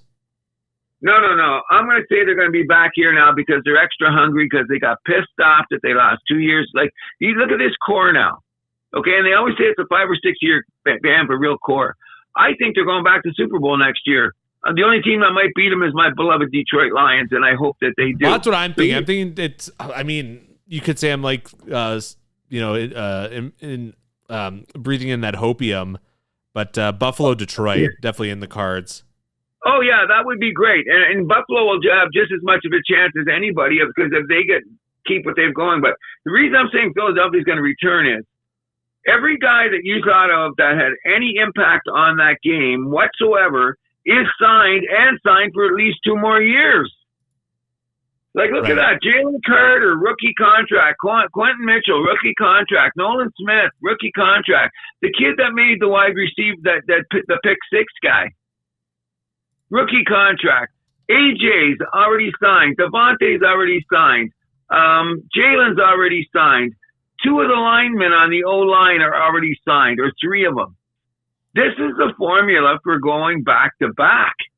So Philadelphia, in my opinion, has the opportunity to use that D word if they can win it again, because they'll be more credible because they got so close 2 years ago. You know what I mean? Yeah, but it's such an anomaly for teams to do that. So I don't know. I don't know. Saquon, because Saquon's gonna be dependent on a lot again. Can he do it in back-to-back years and then go back to the Super Bowl? Yeah. Yeah. The only thing about it is, as they always say, is that nobody wins the nobody's won back-to-back in the NFC East in, 20 years? Yeah. There hasn't been back-to-back winners, so they got that going against them. But if you remember, well, that's just the division. Exactly. But all those little things that were supposed to be on Kansas City's side, like all those little quirky things, like you play the quarterback again, this, that, and the other thing, all was stacked for Kansas City to win the Super Bowl. Didn't work out that way. So sometimes these streaks get broken, correct? Sure. So this is Philadelphia's time. Like, I'm out next year when they start the season, me and my Lions, I live and die by them. But like I said, that team again, that's the team that I'll be going, holy shit. And remember, my beloved Detroit Lions got to bring in 2 new coordinators. Mm-hmm. But didn't Philadelphia just bring in 2 coordinators, brand new coordinators? Okay. And what happened? They went to the Super Bowl. So whatever people Well, maybe say that was a about, good thing considering how the team fell off the cliff last year, though.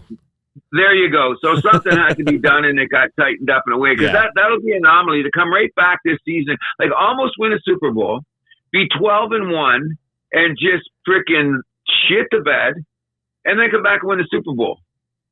That's just a weird team, don't you think? Yeah. I mean, it's Philly, so nothing can be really off the table. Well, I look at it this way. I only respect them. I don't like them. I'm not a Philadelphia guy in anything. Same here. I don't think you are either. But congratulations to the Philadelphia Eagles as our 2024 Super Bowl champions. Yep. Second Super Bowl champion in history. There you go. And not only that, I'm really glad that, like, a guy like Jalen Hurts, there's something like, I don't know what it is I like about the guy, but he's got, like, I mean, I don't even know what it is I like about him. I think the fact that he's come all the way back from getting yanked in the national championship game, that's cool. That has no effect on him. That's just the way the football is. Like, he talks about shit like that. And his work ethic. And he's not a bad quarterback. So I thought there was too many. Well, the game was, let's look at it this way. What we're going to do here is we're going to let Jalen Hurts see if he's going to throw and win the game. Well, when we were all watching the game, I was telling everybody, like around me, all the boys around me, I said, after 2 runs by Saquon, I said, no, let Jalen throw the ball. Oh, what's going to happen then? I go, no. You got to loosen it up. Spags has just put everybody in the box. He says, we're not going to let Saquon Barkley beat us. Yeah, exactly. So I said, what you got to do? They've only got that one guy, Duffy, out there who's really good in their secondary. And the guys are kind of are fast guys. And they just sent Devontae out there and frickin' A.J. Brown, and they did their thing. Hurts can throw the ball. Yep. Hurts MVP. That was your one prediction that was wrong. Mm-hmm. Because I said A.J. Brown. Yeah, you did. And you know what? When he caught you killed me, or you didn't kill me, but you beat me on the props, too, for the game. Oh, yeah? I think you beat me 10-8. Wow. Yeah, 10-8. None of us got the Gatorade color right, though. It ended up being green, despite looking yellow on the screen. It was green. That was confirmed. Yeah. Well, in any event, that's just the quirks of the Super Bowl that make it the Super Bowl. But when that first Sketch came, and we had, it was interesting, we had those 2 flags early in the game. Yes. They were both deserved flags. Oh, I agree. You know what I mean? But it sure got the temperature up. I don't know if it got the temperature up where you were in, but where I was at, people started talking about the flags real quick. The place I was at, I was a little disappointed that not too much of the attention was on the game. Oh, okay. So it made things a little difficult at times. Okay. Well, you know what? That was a game that you didn't have to pay attention to because it turned out to be a freaking ass kicking anyway. You know what I mean? Fair enough. But I mean, I'm a football guy. I'm there for the football, you know? I'm already sitting here and it's Sunday and I'm already going. Oh shit. Thank God there's a great golf tournament on this afternoon. But what did you think of the scoreboard, by the way, that Fox used? I thought that was weird. What, during the game? Yeah. You know what? And I had the game on PVR and I rewound it a couple times and it did kind of like make me go, huh, what? It looked like something made on like, I don't know, like Microsoft Paint or something. Well, I think they were trying to get some kind of, I don't know, maybe it was good for in the bars. It was a little too minimalist, I thought. I don't know about that. I just thought the way it was kind of presented looked a little different to me. I don't know what it was. You know what I mean? Well, they completely revamped it. That's why. Yeah, and I'm looking at him going, whoa. You know what I mean? But maybe that's what I liked about it at times in this sense. I noticed a few times that they had the shots on, and there was nothing on the screen. Very briefly. Every once in a while, they would just show us there would be nothing on the screen and just the thing, and then the thing would come up in the corner, and then the new display would come out. I don't know why they were doing that on the play, but sometimes I think they should do it like that. Mm-hmm. Keep the yellow line in to make everybody happy, but sometimes you just do it, and at the end of the play, the graphic comes back on. You know what I mean? Right. Because the only reason they did that, the score of the game on the TV has only come up in my lifetime. Yeah, that's 90s, right? Yeah, and you know who started that, right? I do not. The guy at Fox. He was out in a bar somewhere, and they were getting Fox Sports going, and he looked up at the screen, and he's going, and that's my theory. If all you have to do is see the score, the time, because I remember when I was younger going, how much time left in the game? What's the score? You'd come in and do that. I remember when I was younger, but it just really hit me how it changed like that. Is that this guy was in some place in Europe and a soccer game was on. And they're kicking the ball around. There was nothing on the screen. And he goes, well, listen, how can you tell me to learn your sport if I don't even know what's going on? You know what I mean? And he went back to Fox and he says, what you should do is you put a thing in a corner. And it took off. It's been there ever since. It was the 90s, right? Yeah. I thought it was in the late 80s. I'm not really sure. But anyway, at least that's where it took. Well, I want to say Fox got football in the early 90s. So that checks out.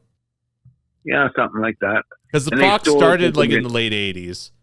Right. And that was their big acquisition was football. Yes. That's what put them on the map. Football and The Simpsons. And The Simpsons. And they had one other thing, too. Married with Children? Could have been it. Yeah. They had a couple and In Living Color, I guess that a few. Oh, Living Color was the reason I watched it. Number one reason. What'd you think of the halftime show? Okay. I don't know how to phrase this because I don't want to insult anybody because I was on online with a few people discussing it, a few people at the bar. First of all, I'm going to say this. I'm just going to say this so everyone will understand that. Kendrick Lamar had a message, right? Sure. Kendrick Lamar is a great artist. I've heard some of his tunes that I like. Okay? The guy's a great wordsmith. He won a Pulitzer Prize. Yep. We know all of that. The show sucked because the music was linear. It didn't move. Now, if you're an old man, you don't like rap, you don't like this and that. Well, I'm going to compare the differences. When you had Dre and all them, they're superstars. Well, they brought in Kendrick too at that time. But what had happened was you get a flow to the show, like it goes up and down and you hit a crescendo and the show's over. To Kendrick Lamar, it started off like at 7 and you think it's going to go like to a 9. And to me, it was all linear. I disagree. What? I thought it was great. Did you? Yeah, I thought I liked the songs he played. He told a story. It had a beginning, a middle, and an end. I thought it was fantastic. That's what everybody was saying, but the music wasn't doing it for me. Like, I know maybe that's just not my style of music, but I listened to a lot of music. And if you go back and listen to it, and you know what I did? I came home after that in the middle of the afternoon with nobody around, and I watched and listened and looked at it intensely and even backed it up a couple times just to really listen because I do like Kendrick Lamar. But to me personally, as going to the shows that I go and see, I didn't think it had any movement to it. It stayed samey. That was my take. But you know his music better, and you guys are all knowing about the songs, which is a whole nother ball game. Because all of us old people don't know it. But I've seen a million bands and a million shows, and I don't have to know what they're doing if the music was moving. And to me personally, I just thought it was very linear. Very linear. I mean, the backdrops are good. The dancers are good. The lighting was up. Samuel L. The whole when they made like the American flag, that was cool. Samuel L. Jackson was there. Come on. No, but that to me, that was like the appetizer. I didn't get no meat. Because the groove stayed in one spot to me. Like, it didn't really alter a lot. It was like it was just right here. And then I don't care about the last song, his big hit and the diss Drake and all that. Because, Not Like Us. I knew that was coming. I knew the groove. Well, it's the biggest song of the year. Of course he was going to play it. You had to, okay? So, but when you take that and you add it onto the first thing he's doing and you look at literally what they were playing musically, It all sounded a little samey to me. It didn't give me, I thought I'd have a bigger bang for my buck. Because when it opened, and with Samuel Allen, it opened and the first groove came on, I thought, okay, we're going to get something here. Right? And then the story continues. Okay. Where are you going with this? Oh, the bass line disappeared and we get a lot more tick, tick, tick, tick, tick, tick, tick, and I'm going, okay. And then the rap was a little fast, so if you're not really versed in that, you're not going to know something he was saying. Yeah, I know his voice bothers some people too. Yeah, well, none of that bothers me. None of that. What bothered me which I'm not going to say it was a terrible show. I just thought the musicality of it for me wasn't enough. Music didn't move enough. You know what I'm saying? Like if I went to a show like that, I would probably leave halfway through if you didn't move it for me because, like, I mean, it's like you're going to see even if you paid money for it? If I'm disappointed in a show, I leave, sure. Wow. I haven't had many in my life I've done that. But there's times I've left before the encore because I've stayed too long. I can't do that. Even like if I go see a movie and it stinks, like I see it out to the end. Oh yeah, I get what you're saying, but the bottom line is I'm such a music junkie. You know me. Music is like, oh yeah, and I don't want to distract from the fact that what Kendrick Lamar was saying and doing. But I might step over the line here for a minute because one of the things that it really pointed out, and I don't know where we're going with this because I'm listening to new Ben Harper and he's yelling it loud and clear too, is I don't know how we're going to get over this race shit. You know what I mean? And we're not a show to discuss it, but it seems to creep up in a lot of whatever we get involved with, it's there because it's never going to go away. You know what I'm saying? So there was a great divide about it based on, when you read out there and that, there was a great divide on his show, and it was based on things that I didn't look at it that way. You know what I mean? I wasn't looking at it from that perspective, but that perspective came up immediately because of the great divide that we just can't seem to bring together. You know what I mean? Yeah, for sure. That's kind of a drag. You know what I'm saying? And yeah, well, also people just like to hate too. Like this is a little off topic. I felt bad for Taylor Swift getting a lot of booze at the game, but oh, that was ridiculous too. Why? Why? You know what I mean? Now she's 10-1. So what? I'd like to be 10-1. Come on, think about it. I think a lot of that, like you're gonna kind of at this, but I think it's sexism. I think so. Yeah, well, that's another problem. Well, too. Because that's I think that's a big part of the law they hate against her. I feel bad for her. Right now, and you know what I said when she came to Toronto, and I'm going to let the world know one more time. I don't know a lot of Taylor Swift's music, and sometimes when I hear it, that sounds samey to me. But what she's bringing to the table is pretty damn cool. Yeah, you have to respect that. I mean? Yeah, and I respect it usually, and she puts a lot of smiles on people's faces. And for a guy who walks around with smiles in my pocket in case anyone needs one, I respect that tremendously. And she works her ass off. Oh, her work ethic is through the roof. She just did a spectacular show like the Pearl Jams, the Rolling Stones, Metallicas are all going, wow, that's saying a lot. You know what she's doing? Oh, yeah. So to boo her, and I'm a first ballot Hall of Fame inductee to the Haters Hall of Fame. Come on, that's just stupid now. That's not even hating. That's just stupid. I mean, leave it alone. You know what I mean? Oh, yeah. Because now that we're on the subject, you just say this. Wouldn't it be amazing if Kelsey retired and in 4 years from now they had 2 kids? Oh, it'd be the best thing. Yeah, you know what I mean? That would just be spectacular. So why can't we look at it from that point of view instead of the TMZ, whatever? I know, it's ridiculous. It's really, really sad. And you know what? And I'm glad the sound wasn't on. And after I watched the game again, I looked at it. I'm not saying I felt sad for her because anyone worth $1 billion I have really had problems feeling bad for. But the aesthetic that you said that came up in essence of her being there is insanely stupid. Yeah. Insanely stupid. You know what I mean? Anything else? Oh, sorry. Well, I'm just going to say, anything else you want to put a period on the sentence for the football season? I think that's just about it. Just can't wait for next season already. I'm going to rehab tomorrow. Oh, good luck.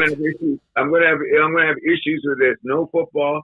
No reason to watch 4 games in the middle of the week. No reason to look at 1,000 numbers. What am I going to do with myself? Baseball's coming up, though. Oh, yeah, I'm going to be starting to watch spring training, that's for sure. Definitely. But in any event, I think we're going on. But you know what the beauty of this show is, and I hope our listeners are understanding. Considering we're in a remote location, you know what I mean? We're not sitting across the table from each other. We were able to express the fact that sports makes the world go round. Absolutely. There you go. One more thing to mention for football before we move off the subject is Aaron Rodgers told by the Jets to stop Pat McAfee appearances if he wanted to come back. I guess he told him to pound sand, so he will be heading to free agency this summer or this spring. Aaron Glenn said that? Aaron Rodgers. I mean, they gave him, he couldn't go on the McAfee show? Yes, sir. Oh. The rumor is that he's heading to the Raiders. That's a hot rumor all over the place. But you've heard that too? Yeah, that's what they were saying. Like, where's his landing? Because he's going to play again next year. I think so. But I mean, do you think the Raiders would stipulate that? They can't go on McAfee? Mm-hmm. No, I don't think so. I think it's a ridiculous sentiment. That he can't go on McAfee? Yeah, what? Just because you're afraid he might say the wrong thing or whatever? Stop Go around the league. And how many times you got a local station where Dak Prescott's a guest for once a week? Mm-hmm. Or that's where McAfee got the idea. Tom Brady had a show every Monday with that guy, or Tuesday, didn't he? I'm not sure. Like when he was in New England? Yeah, some guy in Boston. Like they all do, because we don't hear about it, because all we hear about is our stuff like Sportsnet, TSN, all that. But you go to each individual city during the week. Buffalo, Jim Kelly used to be on all the time. I don't know if Josh Allen is all the time, but I'm sure he is. And it's a little bit of a paid gig. You know what I mean? Mm-hmm. They ask you to come in, sit down, you talk about football. You do it once a week or two, or come in and talk about whatever you want. We just want you on because you're a football player and we know we'll listen. You know what I mean? Oh, yeah.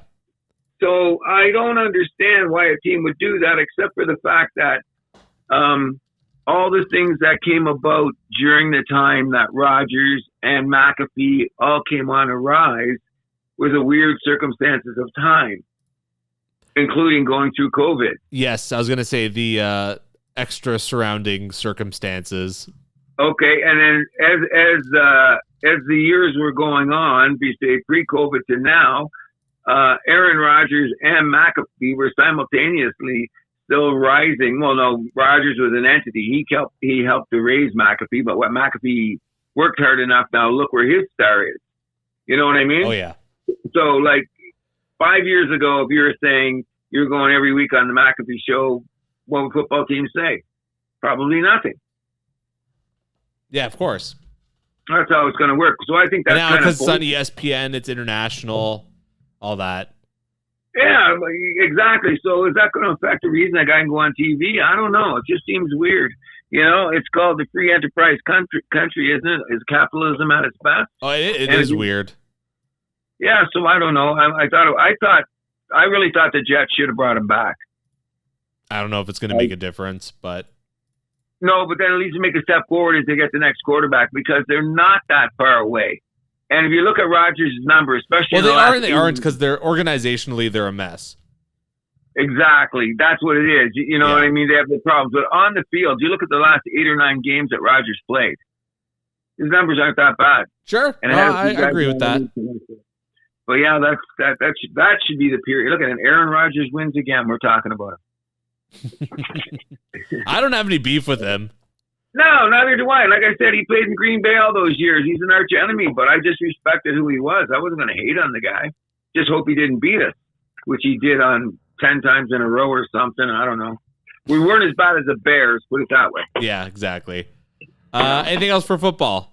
No, not at all. Stanley's made an appearance. You can hear your voice. You were sleeping upstairs. You were a good boy. We love Stanley. Of course we do. In any event. No trivia this week. Any closing thoughts? Not really, except for the fact that go Canada. Yes, sir. And I'm about to get on as much clothes as I possibly can and finishing shoveling my way out of my house, which is something I just so love to do. You don't sound too enthusiastic for something you love to do. Well, I thought you would inspire me to run right out there with that shovel and be the Canadian that I am. Okay. In any event, do we gotta get one of the Kachucks to start a fight to get you going too, or what's up? No, because that would be staged.